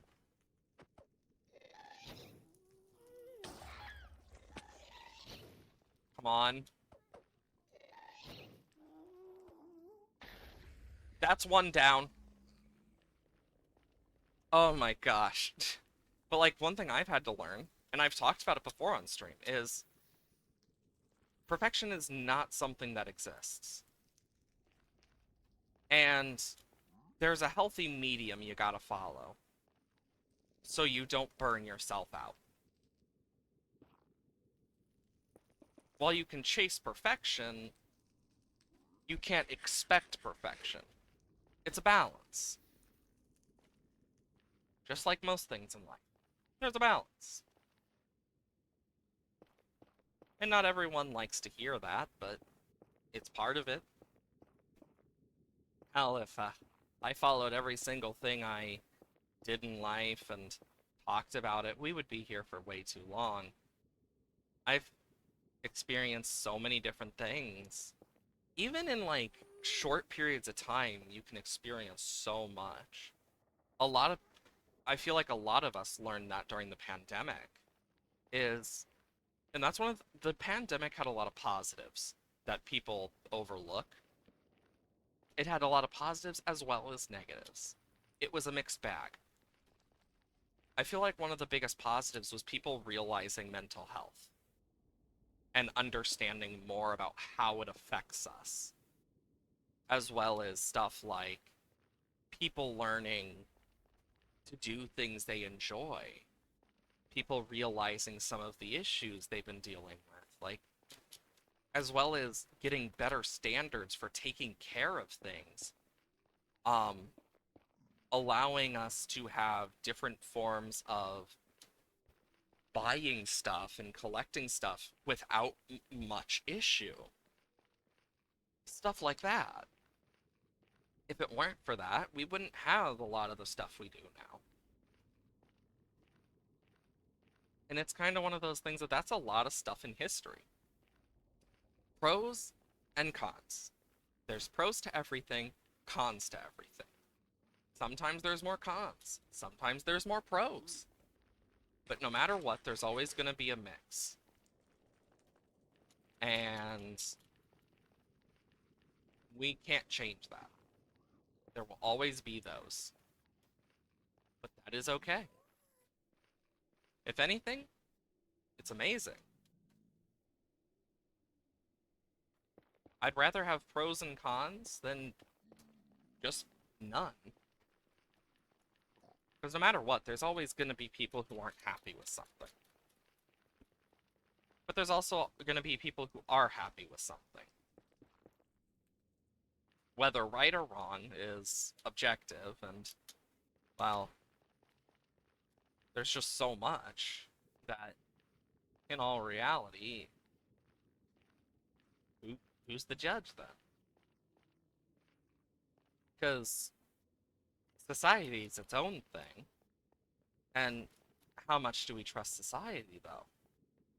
When society says things that are negative about basic things. Like, and that's where you gotta look is the pros and cons of it. What would change? What needs to be changed to make it more pros for you? Or what did? Because I may not like certain parts of history because they're fucked up and screwed up. but doesn't make them not important.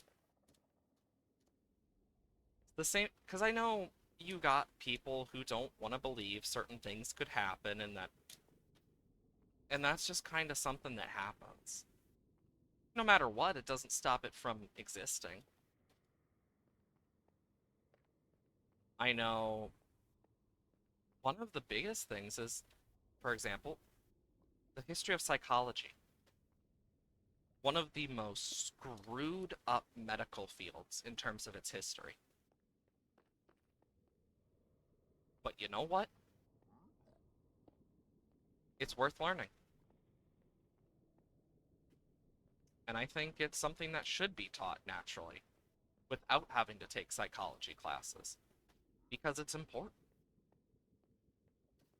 Knowing about, yeah, there are horrible people, but there were also a lot of people who did help and stopped those types of things. Whether we want to accept or not, it's honestly good because it means because of us realizing one thing or another, less less people are going to get hurt.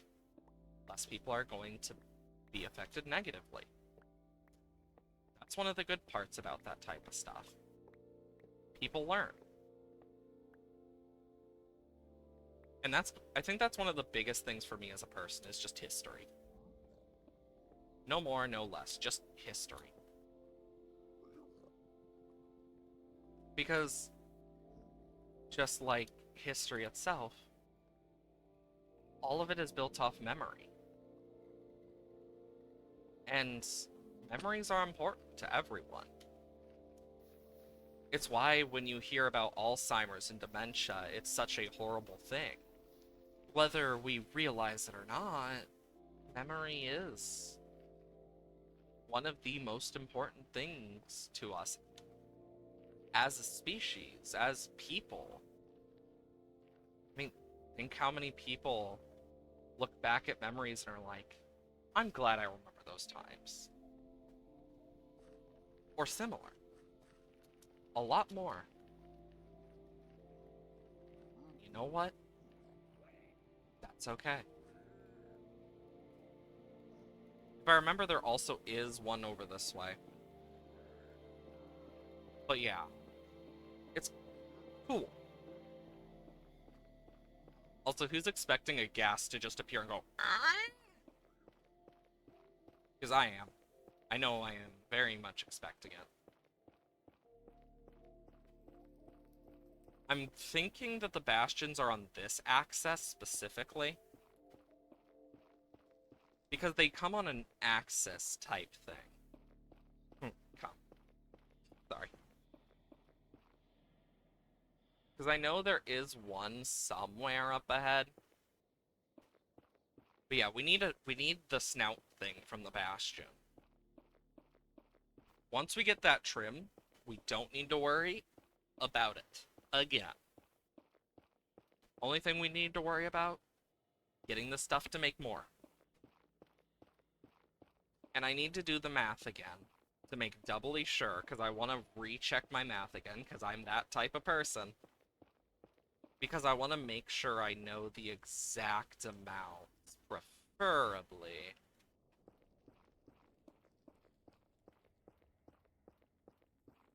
But yeah, like, I know I'm excited to, for later this week, because I am going to be spending some time with some family. So that's gonna be nice. I know we're getting close to October, meaning my friends are gonna be getting married, which is insane to think about. It's kind of like, I remember these people from high school, mind you, and they're getting married. And I'm just here like, damn, I'm getting old. Like, seeing that some of your friends are married, some are having children, etc. It's just kind of like, it's weird.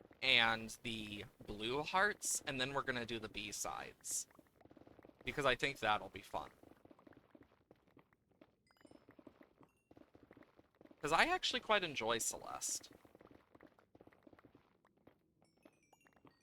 And I am definitely not looking for a way to extend it. Definitely.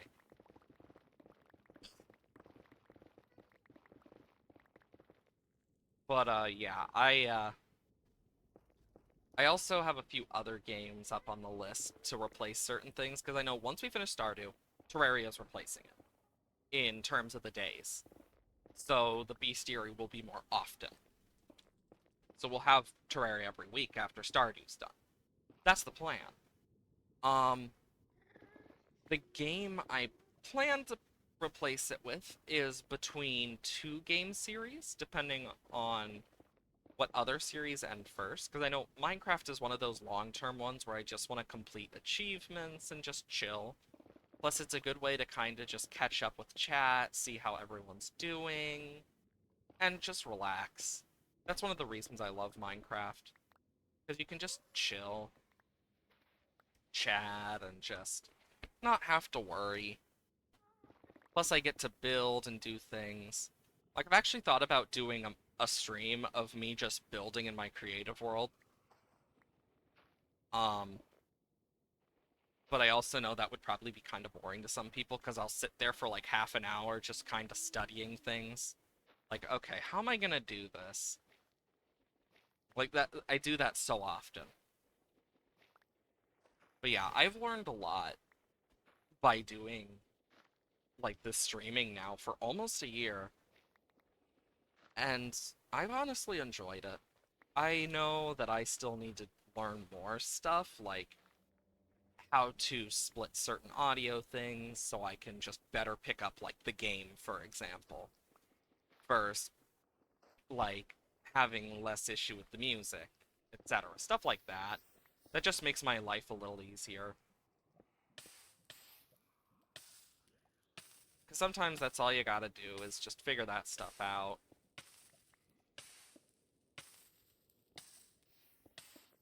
But,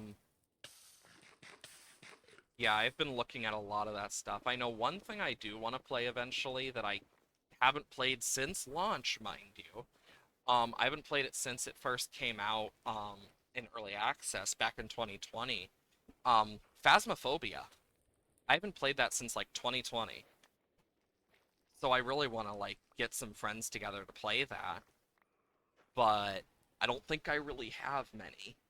I can only think of one off top of my head, and there's not that good of a chance I'd even be able to get them to join. And I know I would suck at doing it single player. I mean, it doesn't mean I couldn't try and learn. I really could. But yeah, I definitely want to, like, see what's changed and similar. Like, I would definitely have to redo the tutorial and stuff to learn. Because I know that a lot has changed since I first played. I know there's been new ghosts added, I know there's been new types of things added, there's been a tier system, a prestige system, and I've been meaning to play it again. That's definitely a game I want to play in the future, with like some friends and stuff. Because I think it would be fun. There's a reason I like doing like a variety of games and stuff. It's why I chose to do variety content. I know I enjoy trying different games, but also seeing how different games have changed since I've last played them. If they get like big updates, like Phasmophobia, for example. While I may not fully know everything that has changed with the game, I've definitely learned a bit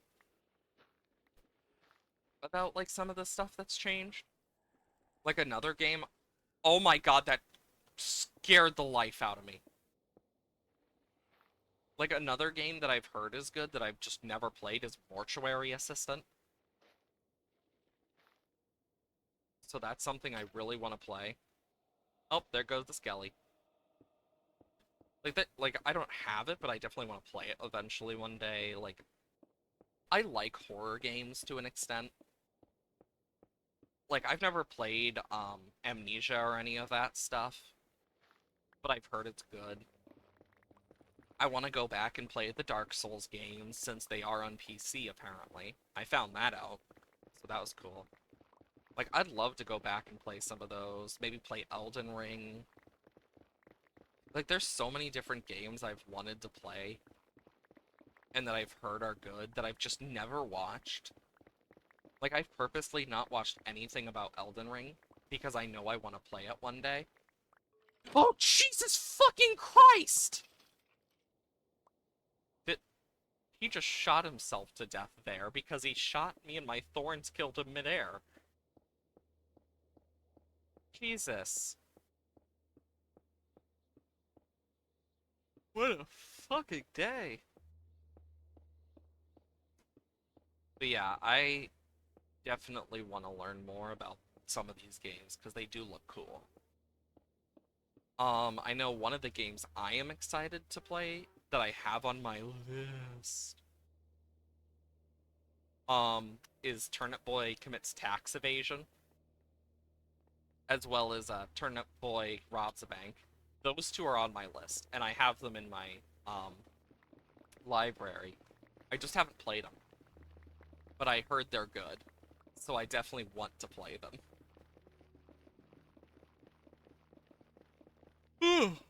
Good God. But yeah, it does make me kind of excited. Because there are some really good looking games there. And I did it on the wrong fucking side.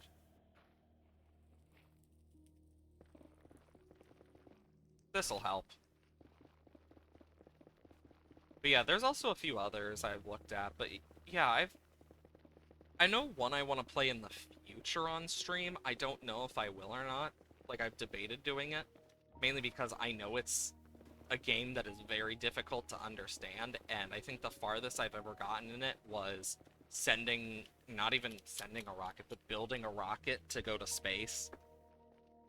And that's oxygen not included. Because that would be one of those things where I'd just randomly pick a chat member and stuff and, like, make them one of my dupes. Can't promise they'd survive, but you never know. Especially knowing how dumb the dupes can be. Like, and if you've never played or watched Oxygen Not Included, then it's hard to explain other than, for example, I have a world, a colony, specifically, that, where I have each of my dupes named after different friends of mine. And one of my friends got his head stuck in a tile. They built a tile on top of his head, and he didn't move out of the way. And he got his head stuck in the tile and started to suffocate. So I had to not only get him dug out,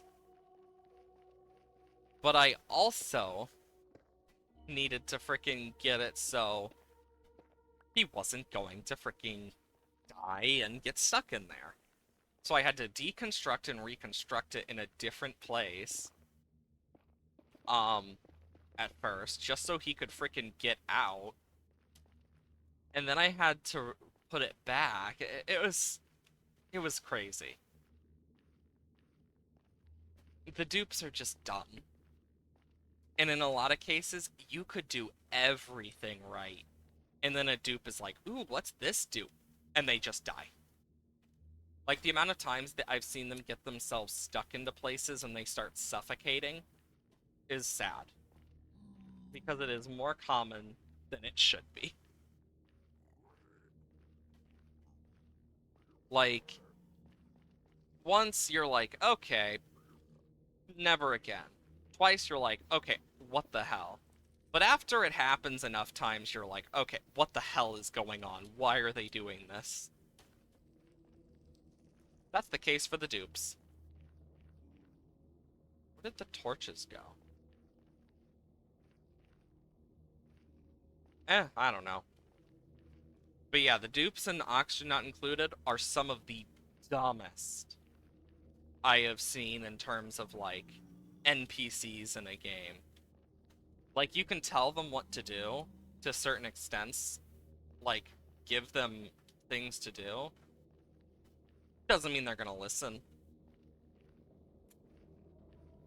Like, I've seen them do some downright dumb stuff. And then then they have morale and stuff, etc. And depending on what planet you get, you can get multiple different things, different starting biomes, different materials, etc.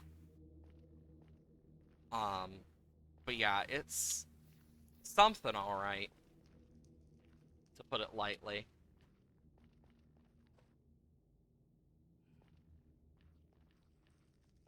Because I've played the game for quite a bit at this point. Like, I've played my fair share of hours and oxygen not included. I still don't understand everything about the game. It's still confusing as hell to me.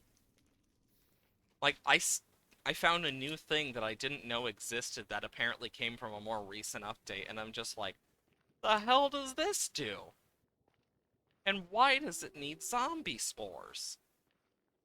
So I had to look up what it even is, because I only knew so much that it needed zombie spores and steel. I don't have steel, and zombie spores I need to somehow get. Um, which is a whole other issue entirely. But I'm just here like, what the fuck? Because it's really confusing. And I'm just here like, I don't even know what to do. Also, I really wish they had something that allowed you to find bastions easier in the Nether. That'd be nice. Uh... I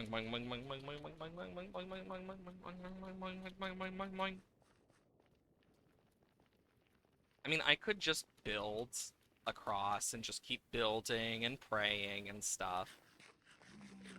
But there's only so much that's gonna do. Because I know the one over here, the bastion over along this bridge, yeah, I've already raided it. I did so a long time ago, and it didn't have anything in it. I know eventually I need to just boom, boom, boom, like, and it could be a thing of just going off stream and just looking for them, or spending an entire stream looking for them, because they can take hours, minutes. It could even take days. A lot of it just depends on your luck and spawn gen. It's actually made me debate like trying some of the stuff. Because I know that one spawn along this, they spawn there. Like they spawn I don't know what their specific axis is yet. And I wish I could like figure it out, but only so much you can do. I mainly came into the Nether to see if we could find anything.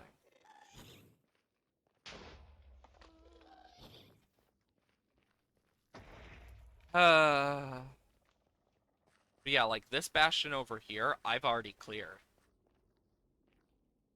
For the most part. There might be like a brute or two left.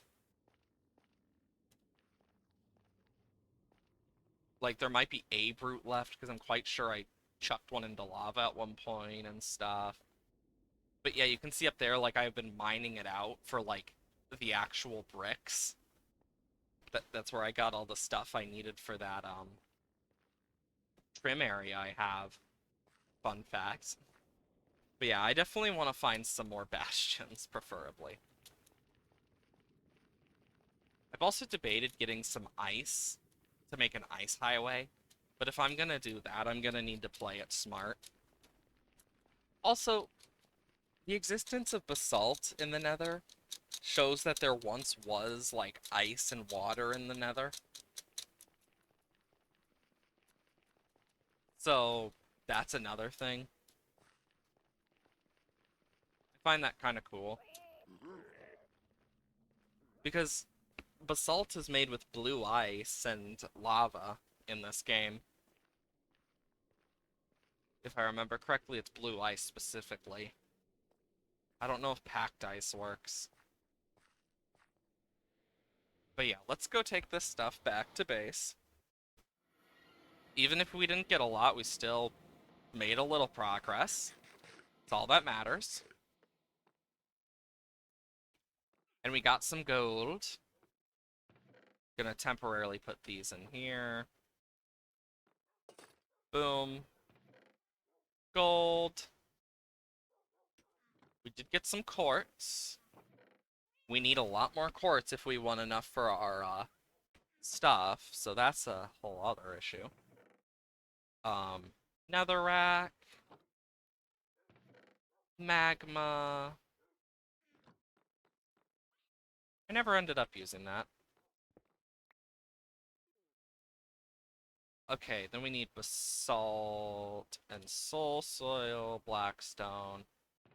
Blackstone. Soul soil, soul sand. Basalt. Let's grab our wings. Do we have any in here? A little, but not enough. Let's go grab some from the farm. We need some more gunpowder. I'm gonna make some more rockets.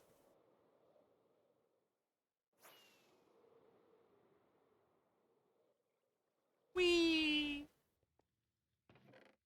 1, 2, 3, 4, 5, 6. That should make a good amount of rockets.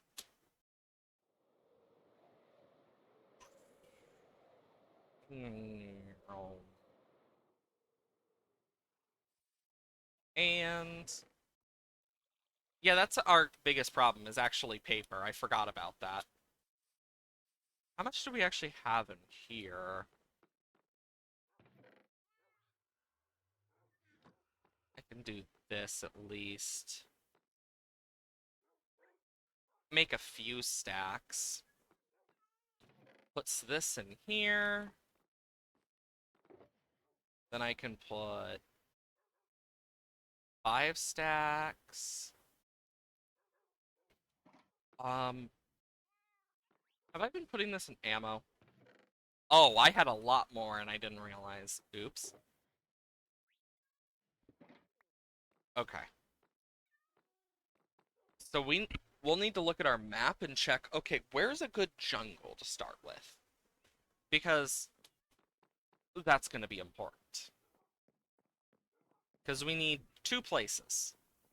A jungle temple and a desert temple. So my thought is from here we go to the northwest. Because we have a jungle here, a jungle here. Plus, if we go over here, I know there's also a savanna over here, if I remember correctly. So that's a big plus. We technically could explore more areas and stuff like up here, but it's not gonna have what we want. We already explored a bit over here, and I should have actually mapped some of that, but that's a future me issue. And honestly, I might do that one day. Because that is one thing I do want to do, is map this entire big area. But, yeah, we should probably go there, so... We're gonna go past the end portal. There's a few villages, and actually that's a savannah village right there, I think. Like a little savannah, and then it goes into another jungle, and then there's another savannah, if I remember correctly. So we want to go northwest, mainly west. Okay, so we're gonna be looking at going like this. Today is just a lot of exploring. I was gonna build today, but I was also like, honestly, I just want to get these last trims. I didn't realize we were this close. And I really thought we were gonna get the last bits that we needed by now. Because I thought we needed less.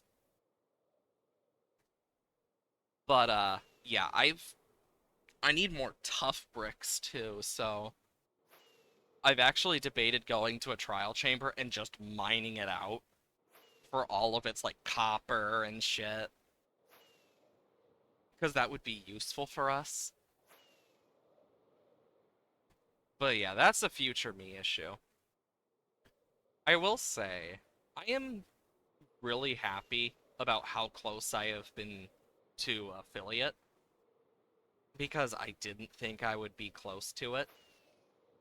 I don't know how far away I am, like exactly in terms of like average viewers needed. I have a guesstimate, but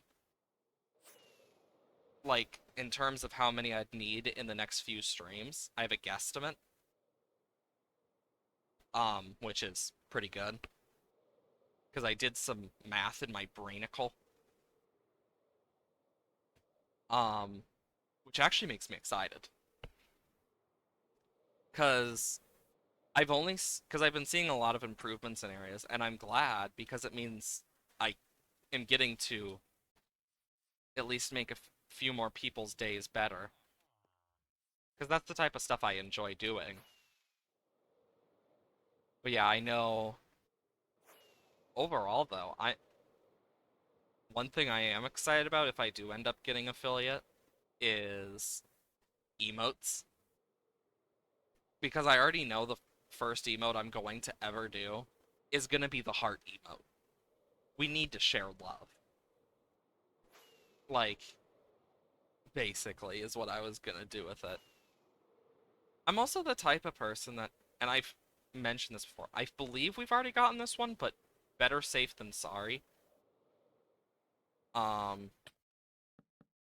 and we'll basically put torches on top of these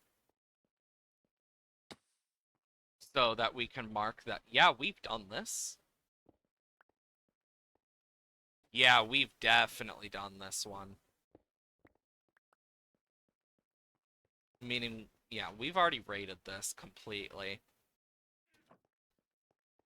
But yeah, if we mark out, like, okay, this is what insert we did, etc.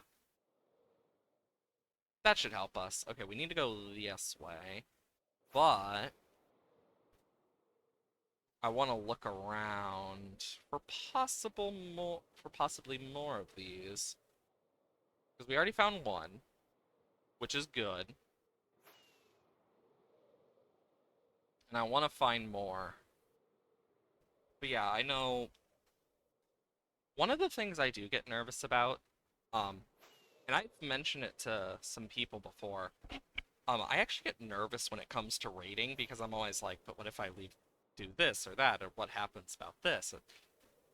And my brain just psychs me out of it some days. And then sometimes I just completely forget.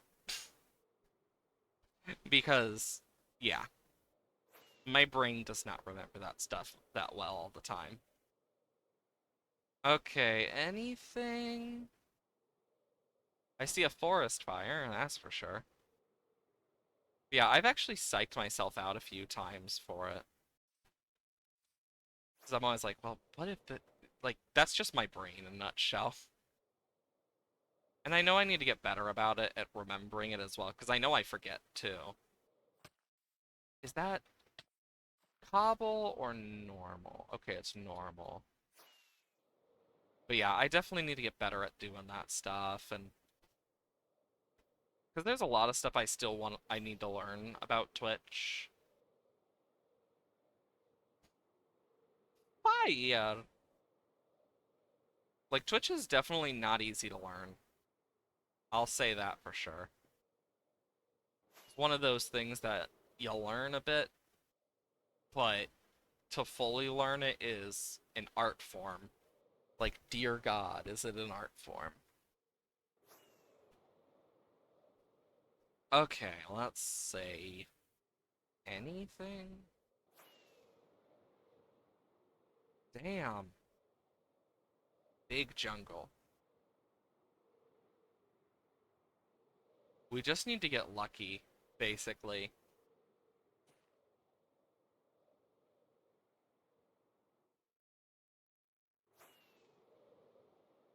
Because I want to find more, but even then, aren't these like jungle temples are one of the rarer of the structures too, because jungles are already rare and temples are rare as well.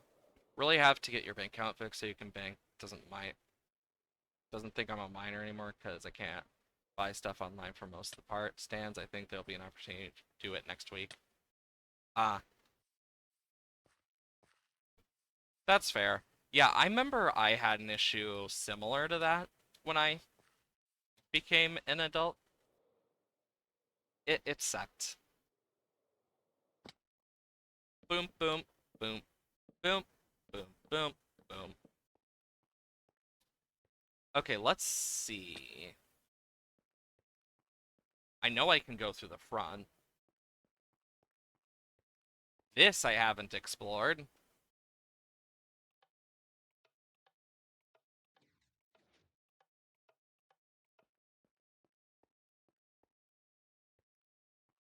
Hmm.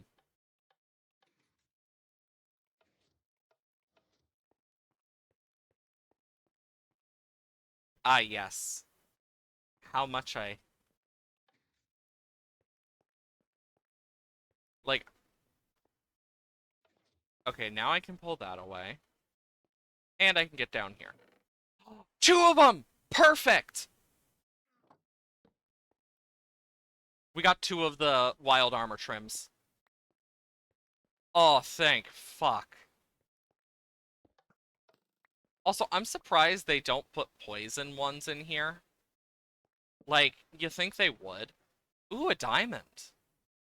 Because I feel like that would have made, like, make the, like, they need to update the jungle temple as well. But yeah, God, how long ago was it? But I looked at some of the stuff with raiding. Because there are times I've tried to raid people too, and I know this happened during one of the streams. And sometimes they just don't allow people to raid them. So it's like, it's a 50-50, especially if you don't know the person. Or if, like, it's going to be good for your chat specifically. So it's like a risk to do that type of stuff. It's a very big risk. Like, yeah, it's a risk-reward type thing. But yeah, when I see, like, for example, if, like, there's a streamer I sometimes watch, or, like, one that I know in some form, I raid them, but most of the time, I stream at such a weird time, too, that most of the time they don't, or aren't streaming. And then there was, like, one that took a break for a long time that I believe recently started streaming again. Um, but I just completely they just stream on a weird schedule recently too. And I'm just like, God damn it. Because it's one of those things that you try to put, like, people and things you care about in a place you know that they're going to be safe or similar. That's one of the things with me that, like, usually gets me nervous about raiding in this on Twitch. And I definitely need to get better about it. But, yeah, I always get nervous. Another jungle! Ow.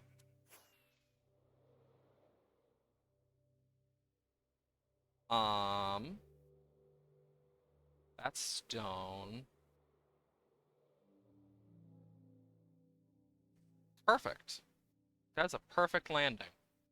Give it some time to load, see if we can spot anything. I'm actually just happy we got one of the trims we need. We now need two more trims. The one from the Nether, and the one from the Desert Temple. Oh my god, I still can't remember the name of the Desert Temple one. And it's something obvious, too. Almost definitely. But I don't want to look it up. I want to, because I know what it is. I just don't remember the name. And it's gonna pop into my brain. It's gonna be like the middle of the night, like before stream tomorrow or something, and it's gonna be like, that's what it was, like 3 a.m. when I normally wake up. Because that's when I actually like normally wake up and start doing my morning routine is around 3, 4 o'clock in the morning. And I know you're probably gonna be thinking, what in the fuck is wrong with this guy? That's just how my natural clock works, honestly. It's a blessing and a curse. Because it also means I go to sleep earlier. So I go to sleep around 8 p.m. like an old man.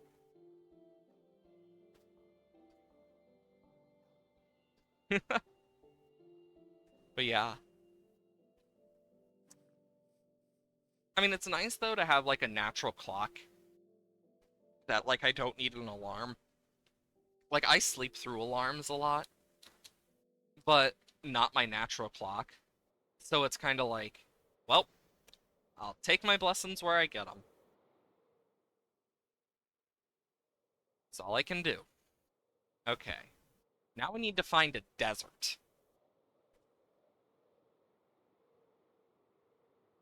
The question is, where is a desert? Geez, the wings lose XP quick. I mean, damn.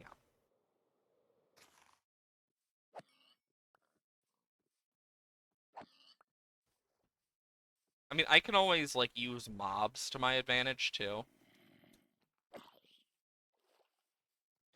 Oh, great, a baby. 2 babies.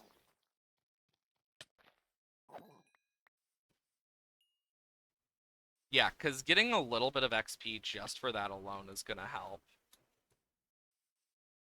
Plus, a little time on the ground's not a bad thing.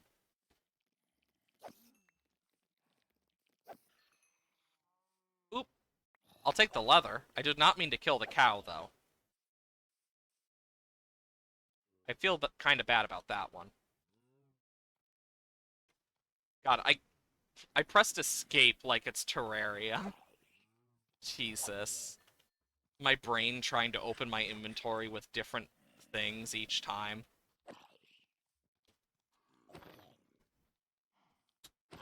Hello, cartography villager. That's good. Oh my god, is that another jungle? Because jungles can spawn next to deserts and stuff. Oh my god, that's a mangrove swamp. Pandas! Oh my god! Pandas and mangrove!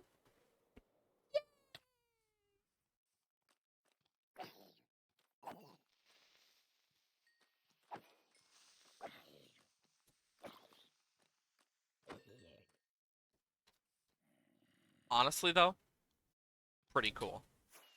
We found a mangrove swamp, which is actually really good. Don't see these often.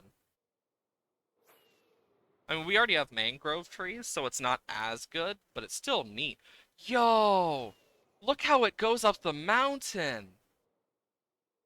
That's sick! Let's just take a moment and look at that. Yo! That's cool looking! I love when Minecraft Generation, like, shows this type of stuff. Oh my gosh. What in the hell is... Yo, you can see where it, like, tried to spawn and got, like, mixed up with the mangrove. That's cool. I love when that stuff happens. Oh, that's so neat. It's not every day you see mangrove with snow on it. There might be some armor in here we can just take a little snatch of. Oh, nope. Yikes! I mean, the good part is we can also, like, search about around a little, too. terrain generation confused. I mean, even then, I like that sometimes in games when the terrain generation does like absurdly interesting stuff like that. Like that's one of the things I like about Terraria and Minecraft specifically is when it does those absurd things that actually might happen. Like there are some stuff in real life you wouldn't think could happen, but do. Like look at this. Here's another mangrove swamp.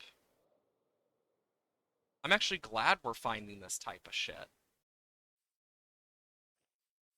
Because it also marks off stuff for our Adventure Time achievement. Adventure Time. And of course, the Propagoons. God, I've been watching a lot of Skid. So, if you watch Hermitcraft and you know that, like, Skiz and Joel, the newest hermits, I've watched Skiz way before he was a hermit. Because he is just one of those people I can put on in the background and just listen and always makes me laugh to myself. Because he's just a very fun guy in general and very expressive. Plus, I also have the same, like, love for bad jokes as well. Maybe that's why my friends say I'd make a good dad. Sheerly because of all my bad jokes.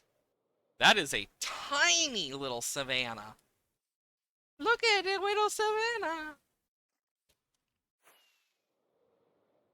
I wonder if some of this is, um, no, it wouldn't have been loaded. Because we've been loading new chunks this whole time.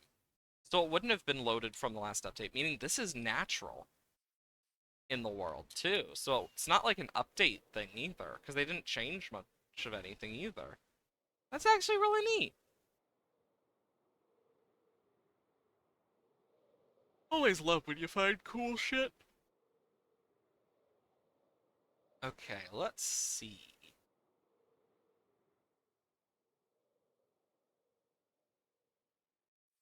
Wop. And take a moment to just relax.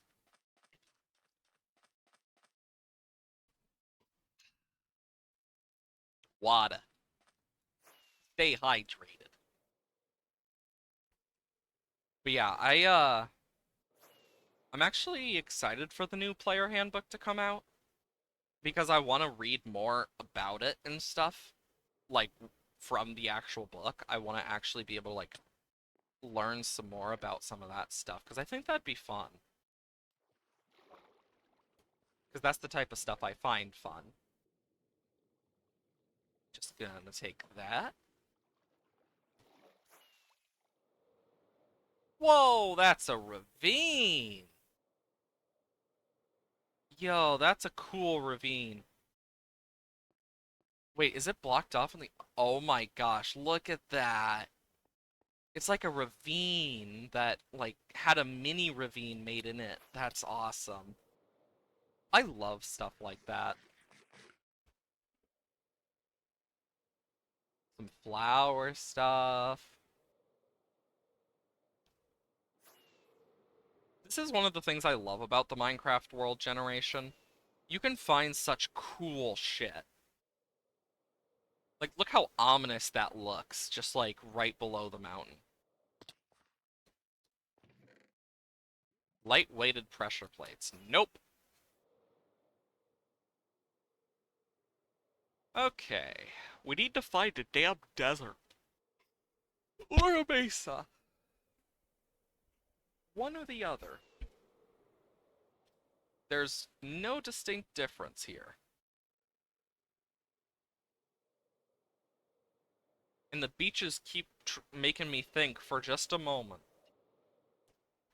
But yeah, some of the new stuff in the player's handbook specifies some things, but also I want to learn more about like some of the stuff with each of them because you can only learn so much from a YouTube video by someone who got one of the books at the con when they were released and stuff. But I know I'm excited for some of the new rules.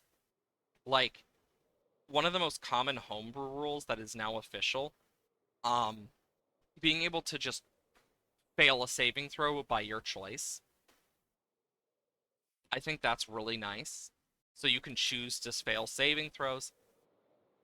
They also specify stuff like, so once per turn, you can only cast one spell slot. So if you cast multiple spells in a turn, you can only cast one spell slot. Meaning, if you have like a spell scroll or an innate ability, you could cast those as well, which is cool, but it also means, let's say you naturally learn Levitate because you are an Air Genasi. You could Levitate, Gust, and create a whirlwind around you to keep yourself moving in the air. Basically become a freaking airbender and a half. That would be awesome. So you could actually, like, that would be awesome. Because there's some cool combos you could actually do, and, like, a lot more creative freedom. Marshals also got buffed, um, just naturally, so that they can keep up with spellcasters. One thing I'm definitely taking from the new player's handbook, though, is once my players reach level 19, I'm just going to give them a free boon. I don't care. It's what they did in the player's handbook. I'm going to do it in game. Because, I mean, level 20 is the max point. That is true end game. If you can manage to get from 1 to 20 in a campaign, it's a miracle. It is rare, but fun. And it requires a lot of dedication from the DM and the players. My players have started at level 1. We're at level 9 right now. We're almost halfway there. But even then, it's so fucking fun. Because those are the ones that can take, like, years to finish. Like, one I watched, they started from level 3, but it took them 5 years to finish it from level 3 to 20. But God, was it a good one. It was like 5 years. If you've never seen High Rollers Erois, really good series, in my opinion. I actually, like, I followed it live for quite a while, actually, in my personal life. Really fun. I haven't caught up on their most recent D&D campaign because I've been too busy. And I've been going through my long list of things to catch up on. Like, for example, I just recently caught up on their Persistrad um, mini side campaign they did like a few years back. So if anything, I am not caught up with anything with some, and then there's others that I'm fully caught up with now or finally watched. Like, cause I watched them back when Lightfall came out. God, it's been a long ass time. Cause Lightfall was a long time ago. But yeah, like there's a lot. Like that's back when D&D Beyond actually had like um codes and shit. Now their site is completely different. It's before the whole Lotsy thing. Back in the day. Ooh, another temple. I will take a look and see. Because even if we get more trims, it just means less of the diamonds is going to be spent. And I think we can all agree that's awesome. Not having to spend as much diamond. Sign me up.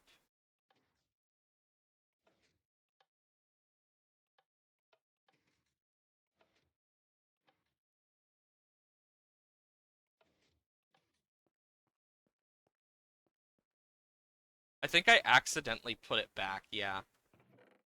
Two more, and some gold. And you know what? I'm gonna take these. But yeah, as you can see, like, the middle one never actually is one that works. It's always the other two. Like, there's no in-between.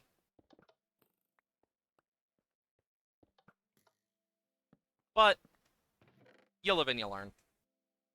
And we got more gold, and oh my god, we're at 6. That's actually great, because that saves us a total of 7 diamonds. So 5 sets of 7. That's awesome. Like, being able to say that we're saving that much, oh, it's a godsend. Because that's a lot of diamonds in the, like, it may not seem like a lot now, it's going to be a lot in the long run. Especially when we need hundreds of diamonds, of thousands of diamonds for this. Because we need 2 of every diamond set. Then we need netherite, then we need diamonds for the trims. And diamonds for trimming as well. So we're looking at hundreds of thousands of diamonds. Like, off the bat. And being able to save anywhere we can is going to help a lot.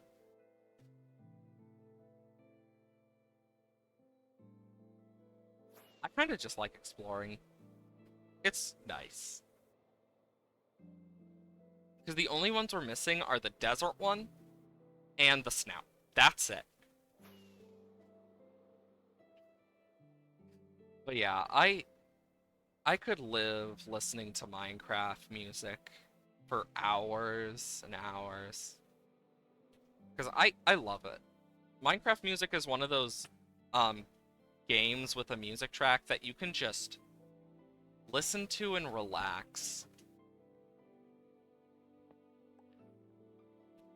Terraria is another one of those for me, except less relax and more just chill.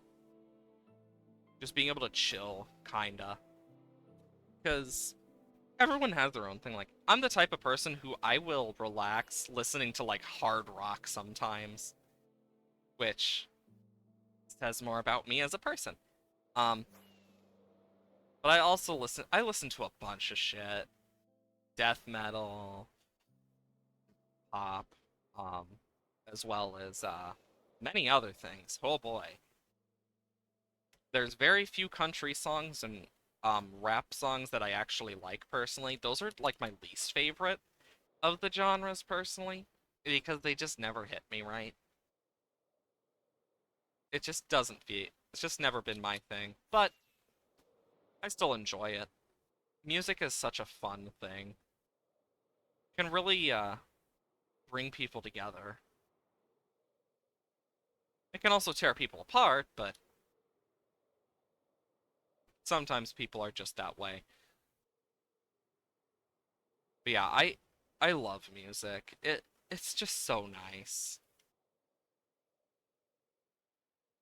Because music is like a really big part of just art as a whole, if you think about it.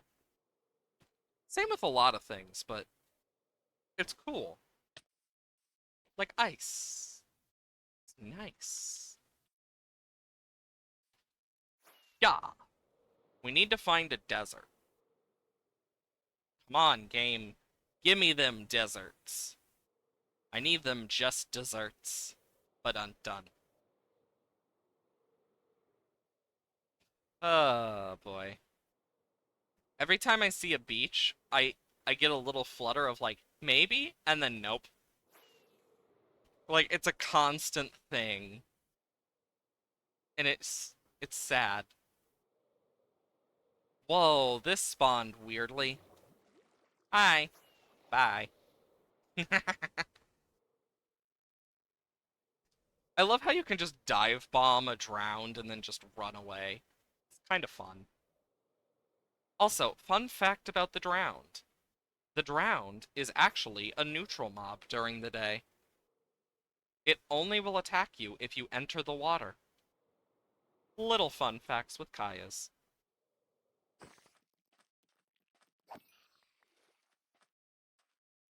Like, that's one of the cool things I like about the drowned. Is despite that, it's actually, like, really cool. Did No! No! The chest! No! It's gone! No! Anyway, I think this is just one of those that just doesn't spawn with that chest specifically. which is kind of funny. I forgot that was even a thing.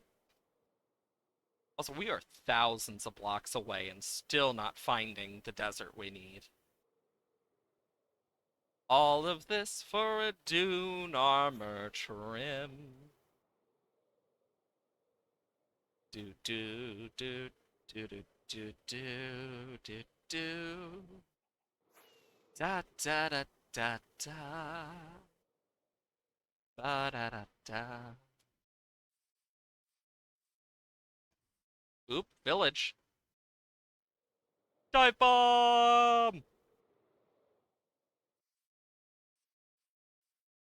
Oh, there's some zombies. Zomberts. Whop, whop, whop, whop. Hi, Iron Golem. Let's see. Anything cool? Doesn't look like it, but you never know. Maps, compass. I'll take the paper. You know, I am surprised there's also...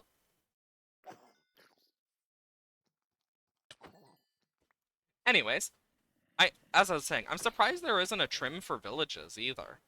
Like, you would have thought it would be like the emerald trim or something, like, or like something special like that. Jesus Christ, I almost hit the iron golem. That would have ended very poorly. Oh my god, that would have ended so poorly if I had hit the iron golem. Oh my god. It would have been bye-bye to Kaya's. Oh boy. Is that a mine shaft down there? Okay, now I'm just a little bit curious. Ow. Slime chunk, too. Oh my good god, that actually... Jesus Christ. Um... Interesting. I was just curious. I didn't expect to get jump scared by a frickin' slime.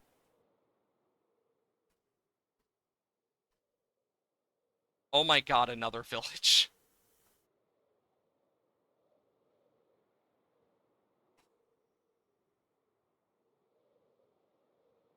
Meow.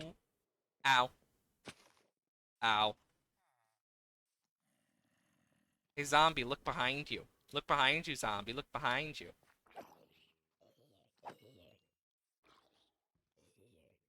Thank you. Ah, Iron Golem, how much I love you. Such a useful creature. Hmm. Bonk. Bonk. Damn. Anyway. Desert! Finally! God, this feels like me playing Pixelmon all over again. So I played Pixelmon at one point, and I remember my friend and we were looking for hours for the Akia shrine, and oh my god, it took forever. And it only spawns in, like, the desert. So, you got us looking here for goddamn days.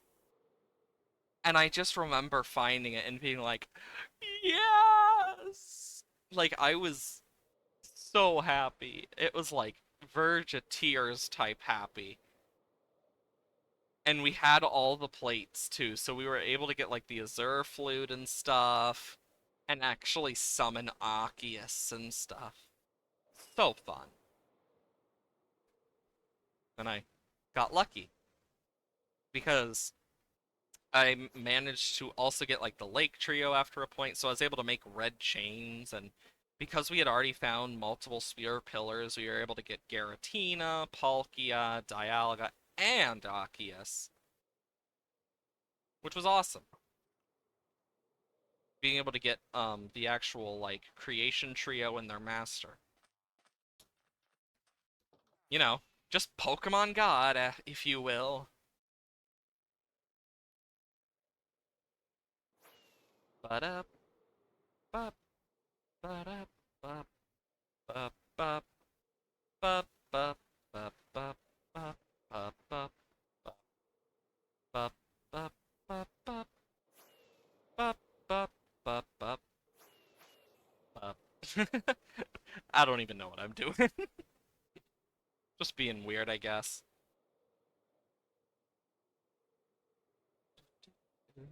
Um,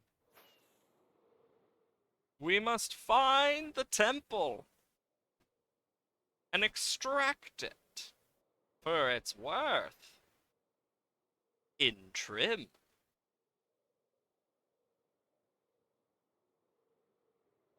A husk. Um, another village. Ruined portal. Ooh, a god apple.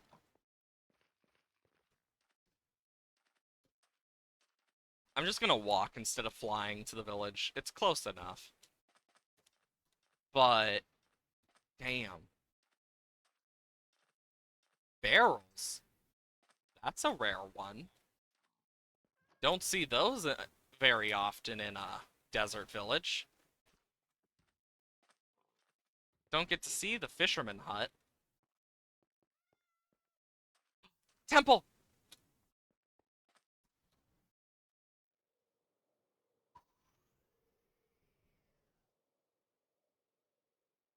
God, the elytra is so fucking useful. Doop boop doop boop doop boop doop boop doop boop doop doop boop doop boop. And bonk. Fun fact, this actually fits a full-fledged beacon inside of it. This has been Fun Facts with Kayas. Number 18.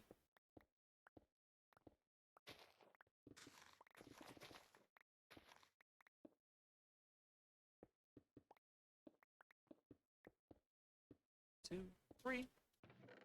Nope. Take the gunpowder. Take the gold. Dune armor trims! That's what they've been called! Oh my god! What the fuck? I just got mummies cursed.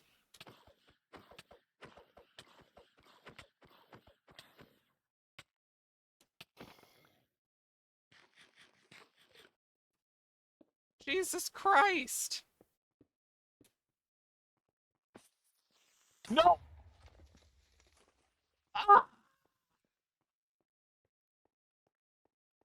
Oh my god! Oh, oh my god! I'm okay! Dear god. And look, we got a blacksmith too. Oh my gosh, this was a great place to get stuff. Damn. Ooh, free iron leggings. One less pair to make. Like, every bit of extra pairs of stuff is helpful. Okay, so we need to go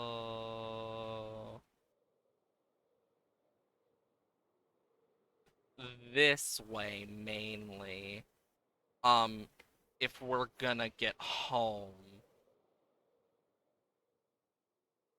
Okay. But we found the trims we needed from the overworld. Now it is literally just the hellish one. I'm just happy that we found the Ah! Christ! I keep getting jump scared today! Every time! Bonk. Basically? Oh my god. I am a mess today and a half.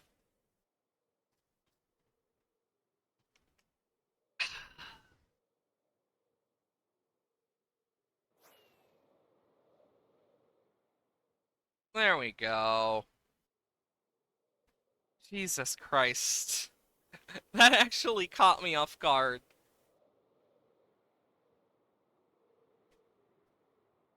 Oh my lord.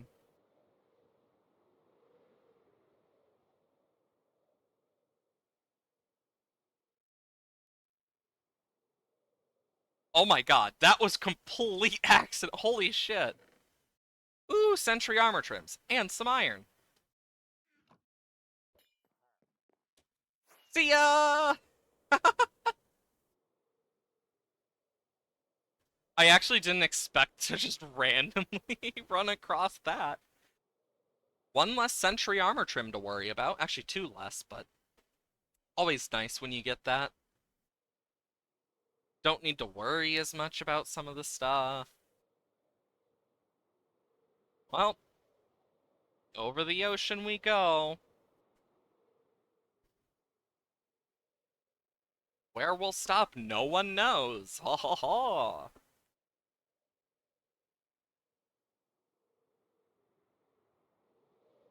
And up. And down.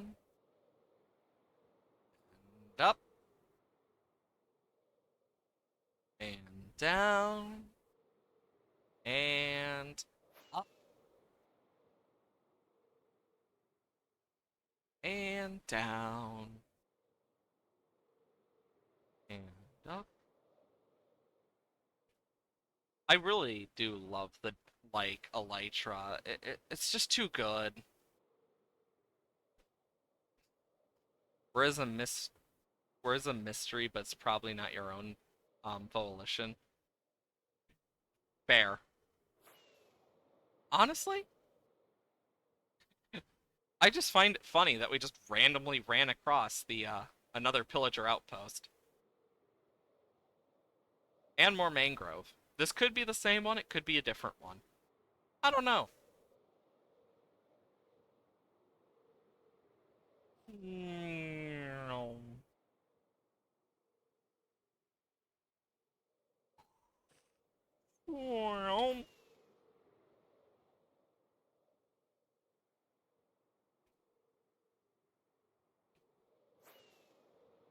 And up. And down. Let's give this some time to load.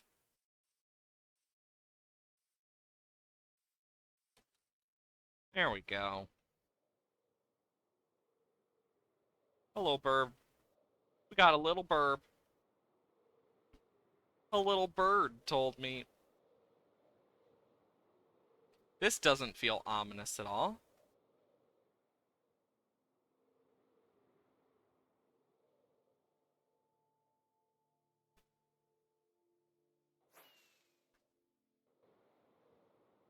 I'm not worried at all.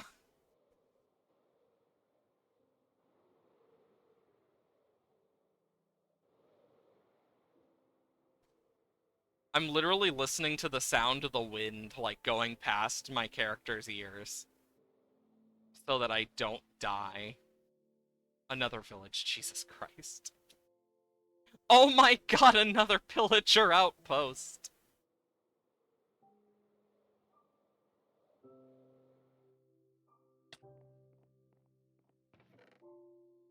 Ooh.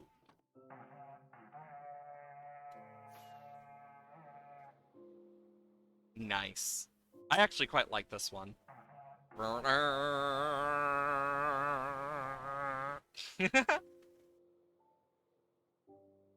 Just keep going this way.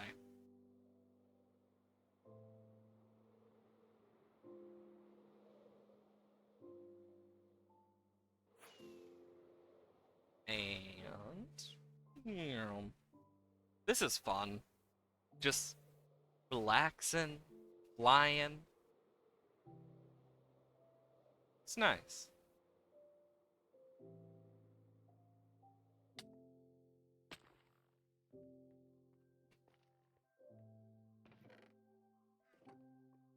I don't care much about the gold block, really.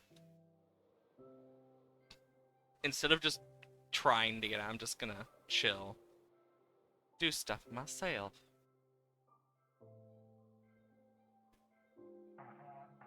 I love goat horns. They're fun.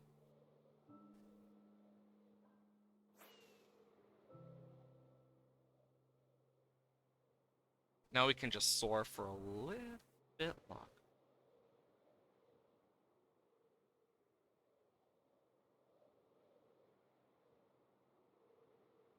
There we go.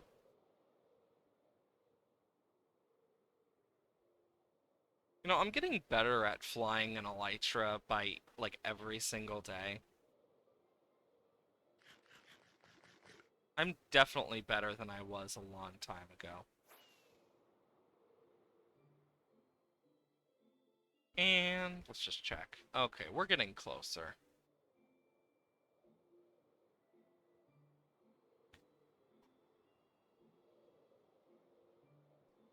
There we go. There's some stuff I recognize, hopefully. This should be that one taiga that has, like, a village near it, too. Or it's the other one that's, like, right there, close. Okay. We're getting really close. Oh, there's the ship. That's how we know.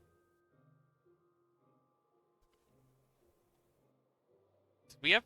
We never filled any of these shulker boxes.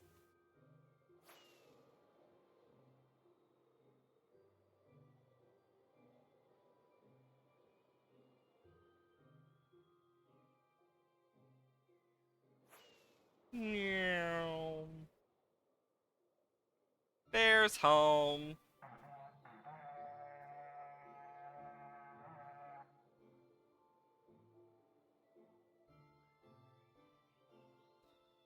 Boom. I really need to get better at texturing. Because that could have been way better looking at it now. Meh. I'll work on it. Because texturing's difficult. I will say that. It definitely is way more difficult. Womp, womp.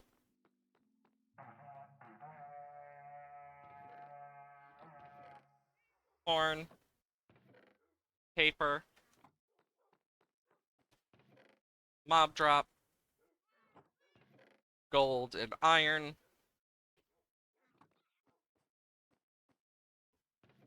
TNT. Sticky piston. Golden apples. Gunpowder. Diamond. Lapis. Armor. And trims. We're missing one.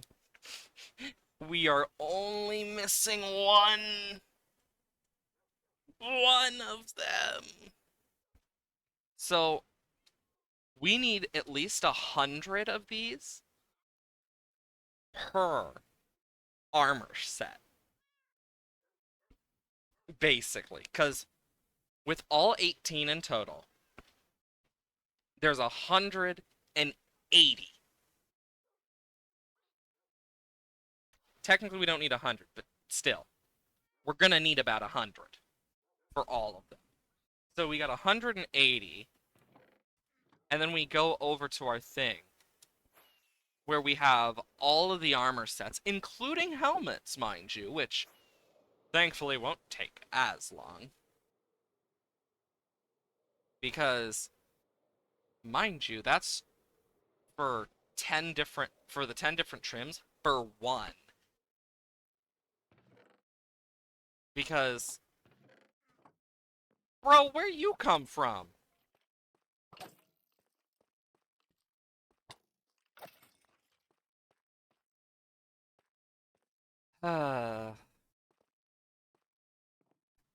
But I know I have it in here somewhere.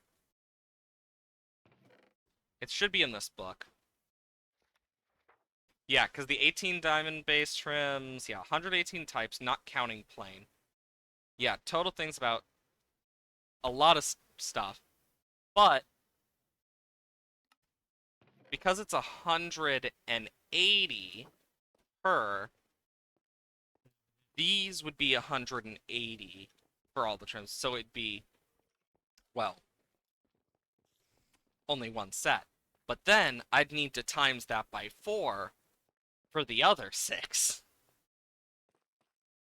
And then we need to use that to our advantage.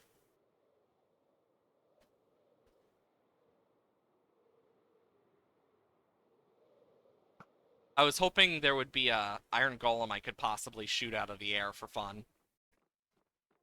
But I was not so lucky. Okay, because what we are going to need to do here, I need to do the math. Wrong chest. So, with what we're going to need, we're going to need a lot of freaking netherite upgrades. And I mean a lot. And if we're going to get a lot of those, we're going to need more of this.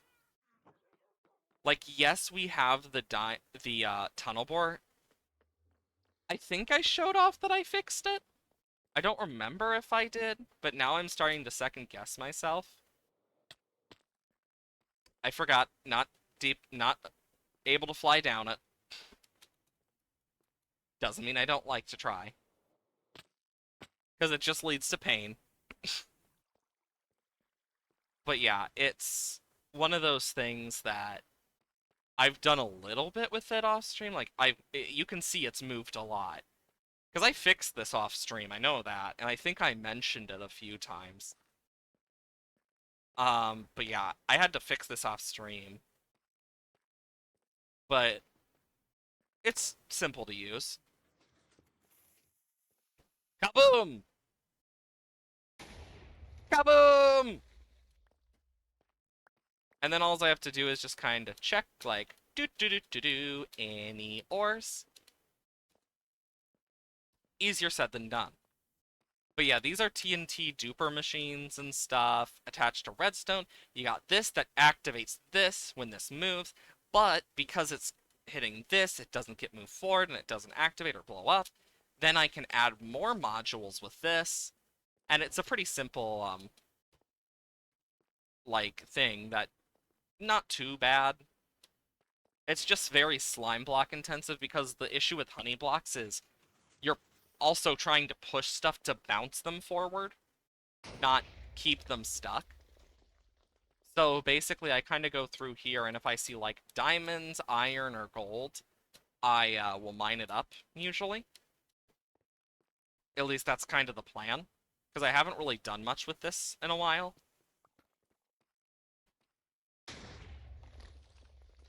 I don't know how loud that is for you guys, but yeah, I also need to check, because let's say gravel falls. If gravel falls, I need to remove it, because otherwise they'll get backed up, and it will cause some damage to everything else, because it will back everything else up and cause kaboom, kaboom, kaboom, and, you guessed it, kaboom! But yeah, this is the type of stuff I enjoy making. Um, in Minecraft is like the stuff like this. Like, I could probably do an entire stream of me just chilling with like music in the background and just doing this. Maybe on a bigger scale too, because I do want to do a bigger scale eventually. And then I'm gonna go back through and I'm gonna flatten it.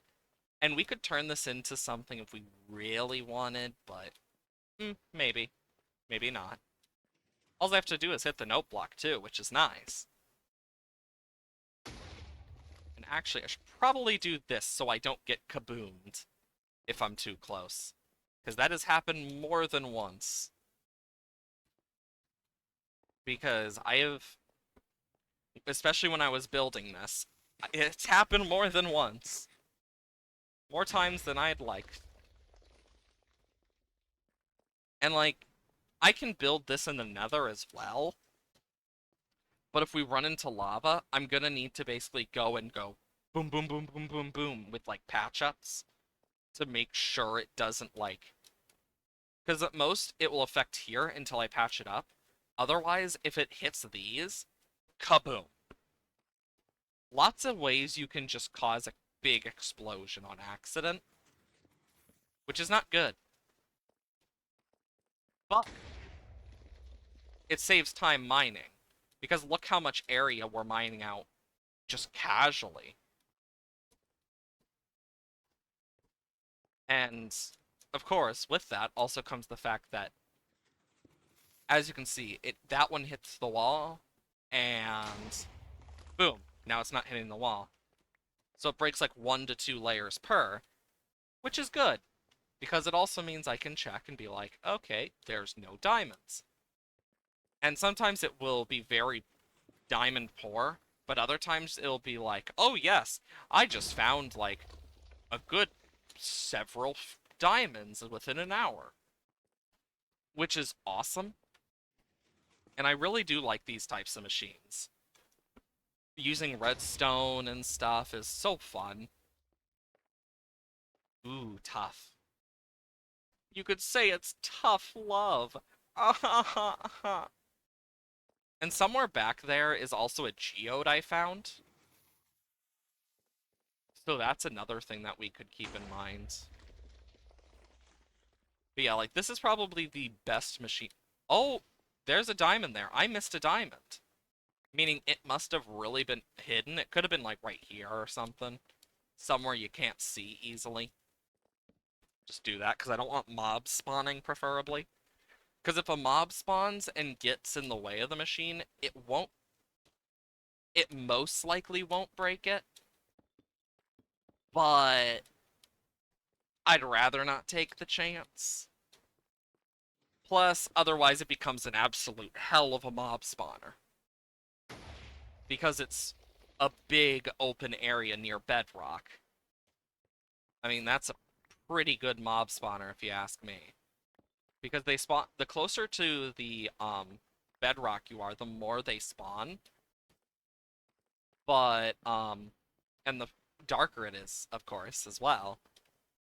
Though it has meant I have found a slime chunk or two by this point. Which is quite nice. Saves me a lot of time. Oh, there's some gravel. I'm gonna have to keep an eye over here. See? Like, this stuff can just hide. Anything else? Cool. But yeah, the diamonds will literally hide anywhere. But yeah, we need to keep an eye on this gravel. But yeah, I could do this for about an hour. Get a good chunk of diamonds on average. Like, it's honestly quite nice. But yeah, see, whenever we hit gravel, if there's gravel above, it becomes more of an issue. But otherwise, it usually just blows through it. Because they don't have as good of a blast resistance. And technically I could make the 3 of those out of, like, light blocks if I really, really wanted. But... eh.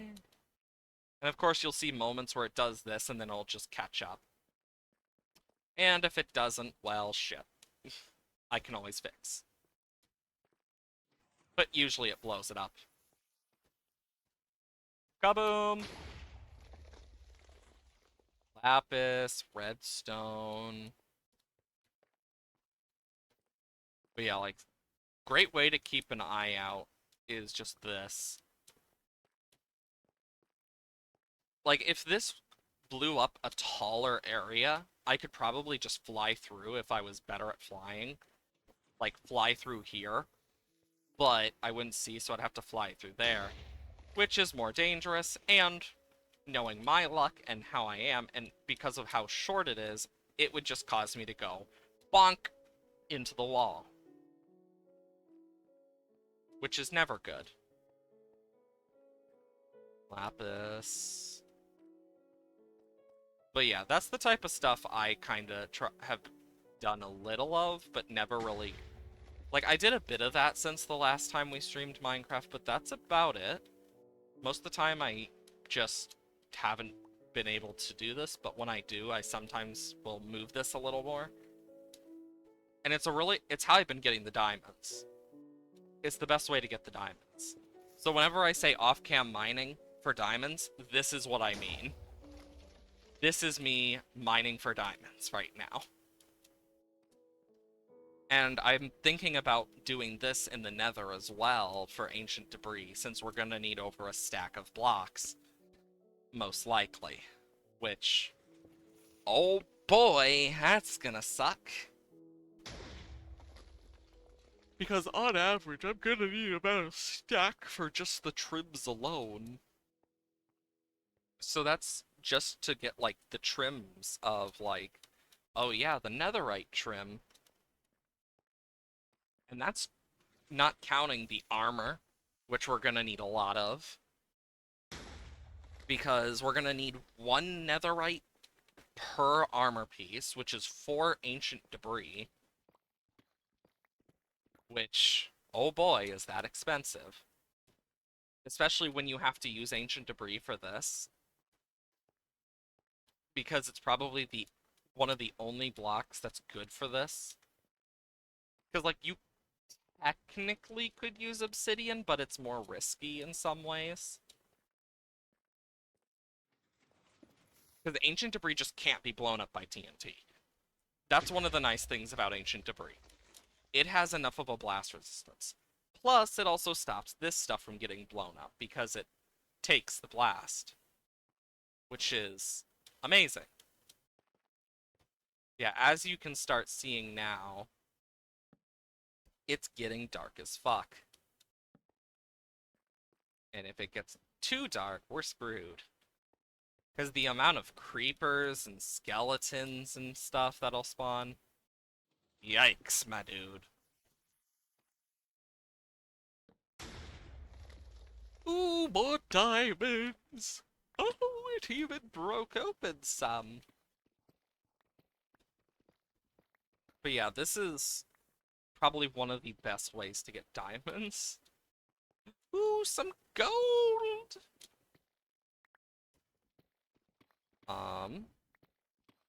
Yeah, because this is the stuff that we need. And then eventually what I'm gonna do is I'm gonna take a bunch of this and we're gonna have to, like, mark out how many chests we're gonna need for each, which I can easily do off stream if need be. And then I'm just gonna mine it on stream, most likely all the ore, and we can just kind of make a better guesstimate of how much we need on average, because with Fortune 3, it's one of those things of, on average, we're gonna be at least getting one extra with Fortune 3, if not more, which is gonna be nice, because that just means more stuff for less cost. Of course, we're gonna have to smelt all the iron, all the gold and shit. The gold is gonna be the most annoying, like, of the other resources. But I think the most annoying of all of them is gonna be the diamonds, the netherite, then the gold specifically. It's gonna be in that order specifically. Because the gold, I could always set up a farm on the nether roof, but I've never been to the nether roof yet in this world. So I would need to do that and then look up a tutorial, and I'm talking about a tutorial that teaches me more about it, because I'm one of those people that I like when a tutorial teaches me about how the mechanics work, because then I can recreate it and make improvements where I want. Stuff like that I really enjoy. So it makes it quite nice for me. But yeah, this is kinda the stuff that I try to do. Oh shit! I missed a diamond, I guess. I just didn't see it. Even then, we still got them. That's one of the nice things about blowing up the TNT now, is because it always gives you the block it blows up, you don't need to worry about losing shit as much that you don't already leave on the ground. So just from, like, these few minutes that we've been doing this, let's take a look. Any more? We've gotten 27 diamond ore and 5 diamonds. And that was like about 10 minutes or something. Not bad at all. It's why I really love this machine. Because boy, does it make my life easy. And then I can just do this when I want to leave.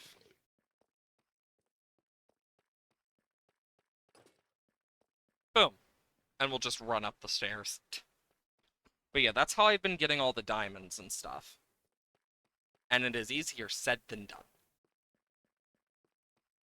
But yeah, I'm going to go up. Let's grab the rest of the diamond ore. And let's see how many diamonds we actually get. Because I'm curious. So I'll put this in here. These in here.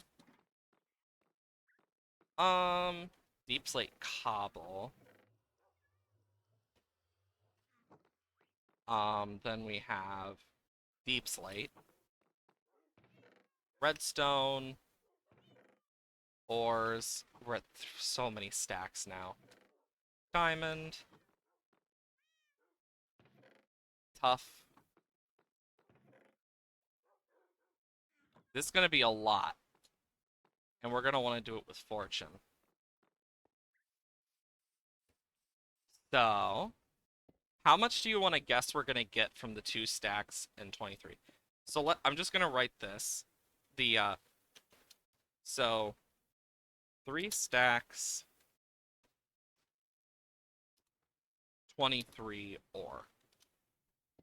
I'm writing it there so we remember. How much do you guys want to bet we're going to get? I am going to say we are going to get 7 stacks on average. I think we're going to get like 7 stacks. And if not 7, about like 6.5, 7 stacks, basically, is where I'm thinking. We just have to see how lucky we get.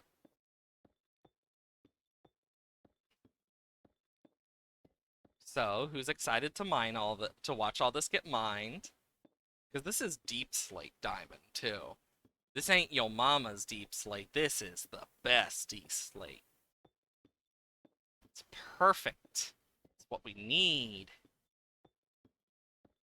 It's going to be easier to mine this than to build up with it. That's the funny part of this all. You know, if we were to use every diamond we plan to use for this whole thing on a beacon, we'd have multiple diamond beacons. Just something to think about. Also, I plan to turn some of those diamonds into diamond blocks. Set aside the stack that is meant for the trims. And then I'm going to do more math to figure out the exact number I'll need. And just use that in blocks. 3, 2, 1. Let's see what happens. And actually, so we don't know until after, I'm doing that. Then we'll know after, and we are not going to get spoiled. If it somehow fills my entire inventory, I'd be surprised.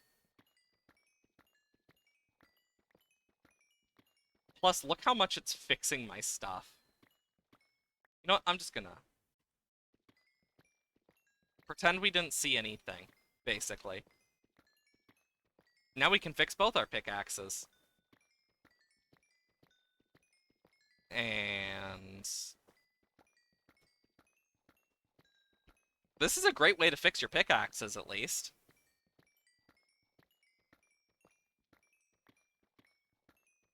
Because no matter what, we're getting at least 3, almost like 3.5 stacks.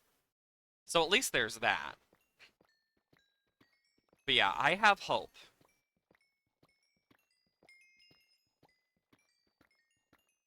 Gosh. We are getting so many diamonds. It's so satisfying. Yeah, I'm nervous we're not going to get a lot, but I know we can. It just depends on our luck.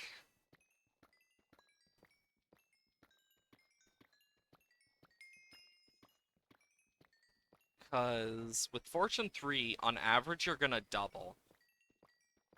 At least. But you never know. Big yawn. Sorry.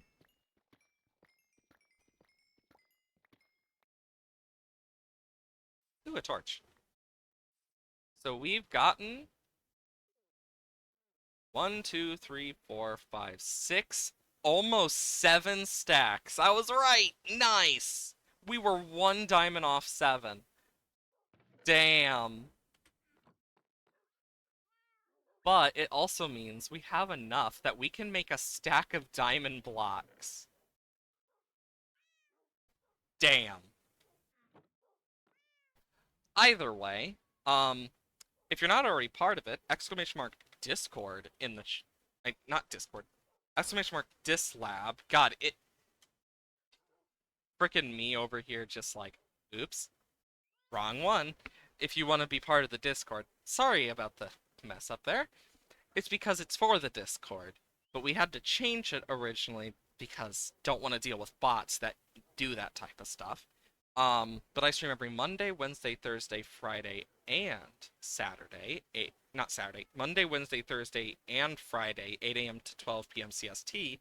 Tuesday, Saturday, and Sunday, though, exclamation mark YouTube, where VODs go up on the VOD channel. So if you want to see our past Minecraft streams, any of our other content that I've done, it's all there on the VOD channel where I have the archive of all of that. This will probably be coming out like late October, early November, probably. I believe we're that far now. Jesus.